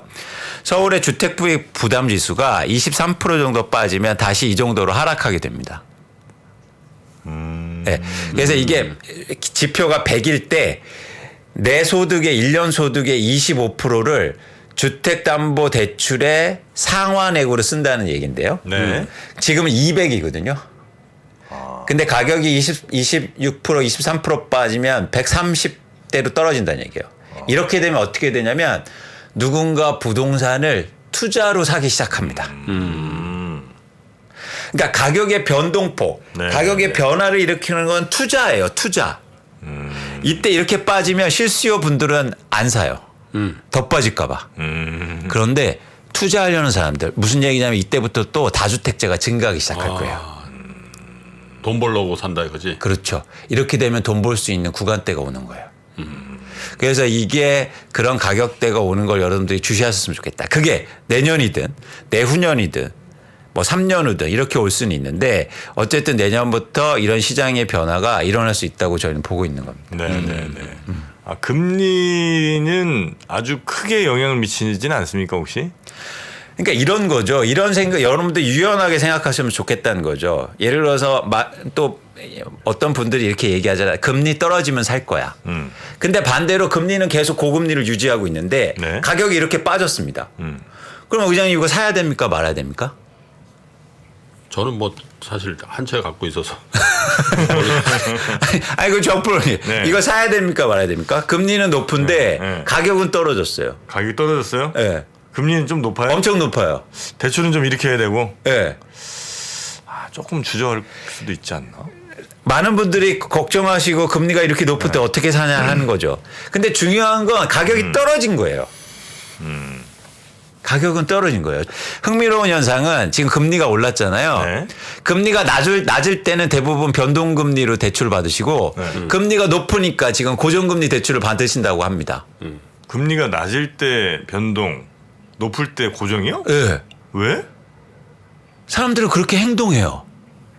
주식 빠질 때 팔고 주식 오를 때 사는 거랑 똑같은 거야. 그렇죠. 예를 들어서 금리가 높을 때는 금리가 높은 게 계속될 거라고 걱정해서 올라갈 거라고. 고정금리가 올라갈까 돼요. 봐. 그리고 금리가 낮아질 때는 금리가 더 내려갈까 봐 변동금리로 대출받고. 아 그래요? 근데 반대가 돼야 되지 않습니까? 그쵸. 예를 들어서 저희가 저금리 때는 고정금리가 유리했죠. 근데 80% 이상의 변동금리로 받아요. 근데 지금 오히려 금리가 높으니까 사람들은 고정금리로 받는다는 거예요. 그러면 안 되는데 사람들이 그렇게 행동한다는 거죠? 그렇죠. 똑같은 현상이에요. 사람들은 저는 볼 때 가격이 떨어진 자체가 중요한 거지. 금리가 높아도. 네네. 금리가 5%포인트, 4%포인트 높다고 그래서 그걸로 저희가 가격이 예를 들어서 5억 빠졌는데 5억을 언제 봅니까? 가격을 떨어진 걸 더 관심 있게 보시라. 가격이 떨어진 게 앞으로 더 중요하다. 네네. 그래서 여러분들이 생각을 더 유연하게 가셔야 된다는 거죠. 그 제일 많이 빠진 거 사면 돼요. 그러면. 그러니까 넘어가면? 구체적으로 이런 겁니다. 예를 들어서 여러분들이 거주하고 싶고 투자나 아니면 자기 내 집 마련을 목표하고 있는 한 10개 아파트를 선정하세요. 5개 10개 아파트. 네. 5개 10개 아파트의 가격 추이를 계속 보는 거죠. 그러면서 내 가격 매수하고 싶은 가격대가 오면 그중에서 가격 제일 많이 빠진 걸 사시는 겁니다. 네. 그때 당시에 가격이 빠지면 그걸로 충분하다는 거예요. 네네. 가격이 왜 빠졌냐를 찾지 말고. 그래서 금리는 높은데 뭐 정책이 안 좋아서 가격이 빠졌다. 그래서 금리가 떨어지면 살 거다. 의미 없다는 겁니다. 그냥 이제 본인이 딱 정하면 되겠네. 예를 들면 아까 23%다 뭐 그걸 100% 평균적으로 반영하니까 100%는 아니지만 내가 관심 있는 아파트 단지가 3개 있어. 그러면 그 부동산에다가 저 여기까지 오면 살 테니까 연락 주세요. 이러면 돼요. 그렇죠. 그리고 연락 여러분들이 오면 또 생각이 바뀐다. 여러분들 이런 거죠. 제가 요령 하나 말씀드리면 이런 거예요. 이제 요즘 이제 부동산 하시는 분들 되게 힘드신데 중개업 하시는 사장님들 힘드신데 여러분들이 금매를 잡거나 싸게 살 수 있는 좋은 방법이 있습니다. 어떻게 해요? 그러니까 이런 거죠. 예를 들어서 정프로님이 부동산 사장님이세요. 네. 제가 가서 사장님 여기에 20억 거래되는데 전 15억에 살 거예요. 그래서 구체적인 계획을 얘기하고 이런 것도 다 좋은 방법인데요. 가장 좋은 방법은 이런 거죠. 제가 예를 들어서 그렇게 싸게 사면 수수료 엄청 드릴게요. 수수료 아끼지 말고 성과급 드릴게요. 네. 가격을 싸게 사는 게 중요하지 성과급 아끼는 게 중요하지 않는 겁니다. 원래 뭐 한 300만 원 나가면 되는 건데 이거 내가 2배 드릴 수도 있으니까 네. 싸게 나오는 거 좀 잘 얘기해 달라. 그리고 놀랄만한 수준으로 예를 들어서 300만 원인데 제가 한 2천만 원 드릴게요. 에? 아니 가격 싸게 사는 게 중요한 거 아닙니까? 그렇게 아니요? 드려도 돼요? 예를 들면 그래, 더 주는 거 문제 없어요? 그러니까 문제 없죠. 더 주는 거 문제 없어요. 그래요? 성과급으로 예, 예. 해주는. 그래서 그렇게 되면 그 사장님이 더 열심히 노력하실 테고 그리고 심지어 자기가 가지고 계신 물돈도 파실 수 있어요. 싸게. 진짜 싸게. 예, 예. 그래서 원래 부동산 사장님들이 그 주변에 아파트를 또 갖고 계시잖아요. 예. 그래서 여러분들이 그렇게 좀 그런 방법을 잘 쓰시면 좋겠다. 평생 뭐 부동산 사장님을 10년에 한 번 정도 뵈니까 근데 진짜 그 맞다는 분들이 또 꽤 계시네. 그래서 그렇게 하는 게 맞대요. 그래서 여러분들이 그 가격을 5억 싸게 사는 게 중요하지 1,000만 원, 2,000만 원 아끼는 게 사실은 크게 의미가 있진 않잖아요. 하긴 뭐 그건 그렇긴 한데 네. 당장 이게. 근데 더 웃기는 건 거기서 또 수수료를 아끼시려고 한단 말이죠. 맞아요. 그렇기 때문에 여러분들이 가격이 하락하나 내 집 마련이 잘 안 되는 이유이기도 할 거예요. 그러니까 아주 작은 비중이긴 하지만. 그러니까 작은 거 아끼려다가 소탐대신한다 이거죠. 그러니까 저는 우리나라 사회가 이 서비스에 대한 가치를 굉장히 높게 주셨으면 좋겠습니다. 너무 무료라고 생각하지 마시고 정보나. 네. 그게 오히려 여러분들한테 훨씬 더 큰 레버리지나 여러분들한테 큰 성과를 줄 거예요. 근데 대부분 정보를 너무 싸게 거기서 좀 아끼시려고 하고 수수료 좀 아끼시려고. 네네네. 그렇게 안 하셨으면 좋겠다. 이렇게 시장의 변동기에는 특히. 일단 전국의 부동산 사장님들한테는 강한 지지를 받으시겠다. 그동안 그동안 하도 찍혀가지고. 그동안 욕 엄청 먹었는데 이제 좀 지지를 해주시기 바랍니다. 그래서 여러분들이 이렇게 좀 행동하셨으면 좋겠다. 그리고 또 하나 뭐냐면 계속 말씀드리지만 이 그래프를 보세요. 가격이 계속 하락하는 상황 속에서도 특이한 변화가 일어난단 말이에요. 보시면 우리나라 서울 아파트 가격이 2010년도부터 2008년부터 사실 빠지기 시작하는데 2008년, 10년, 11년, 12년 계속 쭉 빠지잖아요. 근데 같이 빠지는 상황 속에서 특이한 변화가 일어나죠. 2013년도에 어떤 변화가 일어납니까? 거래량이 회복해요. 그죠? 네네. 같이 빠지더라도 과거에는 거래량이 의미 있게 회복하지 않다가 2010년도에 거래량이 회복합니다. 저 때가 저거 아니에요? 저 빚내서 집 사라고 그럴 때. 그렇죠. 그러니까 뭐냐면 2010년도에 왜 거래량이 회복하냐면 누군가 가격이 충분히 빠졌다고 생각하기 때문에 투자하려는 사람들이 이때부터 아파트를 사기 시작해요. 과거에는 충분히 안 빠졌기 때문에 안 샀고. 네. 그래서 가격이 빠지는 것과 동시에 거래량 회복이 동반되면 굉장히 좋은 시장이 올 수 있다는 겁니다. 그래서 저는 한 23%, 26%, 30% 근처로 빠지면 거래량이 회복할 것으로 예측하고 있는 거죠. 그러면 여러분들이 그때 내 집 마련을 꼭 하셨으면 좋겠다. 영원히 불패 없고요. 영원히 오르는 것도 없어요. 요즘에 가격이 빠지니까 그러니까 가격이 오를 때도 사자고 그러셔다가 가격이 또 빠지니까 이제 또 살 때라고. 저는 그 말은 맞다고 생각해요. 가격이 빠지면 사야죠. 네. 네. 그런데 그 시점을 이런 거래량과 동반해서 보시면 여러분들이 의미 있게 시장을 좀 접근할 수 있겠다는 생각을 합니다. 네. 요즘 들어와서 팔아야 된다고 그러는 걸 바꾸는 사람도 있어요. 네? 아니, 그러니까 가격 오를 때 사야 된다고 하다가 네. 나는 사실 뭐 부동산 뭐 애널리스트 잘 모르니까 전문가들 중에 전문가들 중에 요즘 확 바꿔가지고 이제는 사면 안 된다고. 없죠. 가격이 오를 때도 사자고 그러고 가격이 빠지니까 빠졌으니까 사자고 그러는 거죠. 그나마 다행이다. 반대로 오를 때는 사자 그러고 빠질 때는 팔으라 그러고. 네. 그렇죠. 근데 저희가 사실은 이렇게 시장을 볼 때는 좀 긴 관점에서는 너무나 이렇게 급등할 때는 사실은 사지 않고 이렇게 가격이 조정받을 때 내지 말을 하면 좋은 건데 그 시점을 이제 여러분들이 만약에 지금 무주택자만 놓쳤는데 네. 앞으로 저는 좋은 시점이 올 수 있다고 보고 있고요. 특히 2023년도에 이런 시장의 변화를 여러분들이 꼭 유익 있게 보셨으면 좋겠다. 그리고 제가 이제 가이드라인을 드렸으니까 뭐 전문가 입장에서는 그걸 드리는 게 사실 저희의 의무지 않습니까? 네. 그래서 여러분들이 가격의 주의를 꼭 보시고 그래도 거래량도 동반해서 보시면 굉장히 좋은 시점. 23%라는 게 뭐 기준으로 23%예요? 지금부터? 말씀드렸잖아요. 2022년 9월 가격. 거래 가격 기준으로 해서 그때보다 9월 가격. 네. 9월부터도 지금 아파트별로는 한 10% 이상 빠진 데들 많은데. 맞습니다. 정확히 통계적으로 정확하신데요. 9%에서 10% 빠졌거든요. 그러니까요. 평균으로 여기서 23%가 더 빠지는 거죠. 네네네. 9월 가격 기준. 네. 9월에서 지금 12월인데 여기서 한 10% 빠진 9월부터 12월까지 10% 빠진 데가 있는데 그러면 13%만 더 빠지면 되는 거 아니에요? 아, 그렇죠. 만약 그런 데가 있으면 23%가 그런 아니고. 데가 있으면 맞습니다. 네. 저는 기준으로 2020년 9월이 저희가 통계치로 하면 실거래가 기준으로 2020년 9월이 마지막 그거였어요. 아니 근데 사실 네. 통계 저 뭉뚱그린 통계가 중요한 게 아니라 그 아파트 단지 실거래가 중요한데 아파트 단지 실거래는 툭툭 빠지니까 저게 사실 지금부터 긴장하고 봐야 되겠네. 그렇습니다. 만약 그렇게 예를 들어서 보시기에 30% 이상 빠졌다고 보면 여러분들이 그런 지역을 보실 필요가 있고 이미 그런 아파트 몇 군데는 거래량이 증가하기 시작했어요. 이미 조금씩 회복.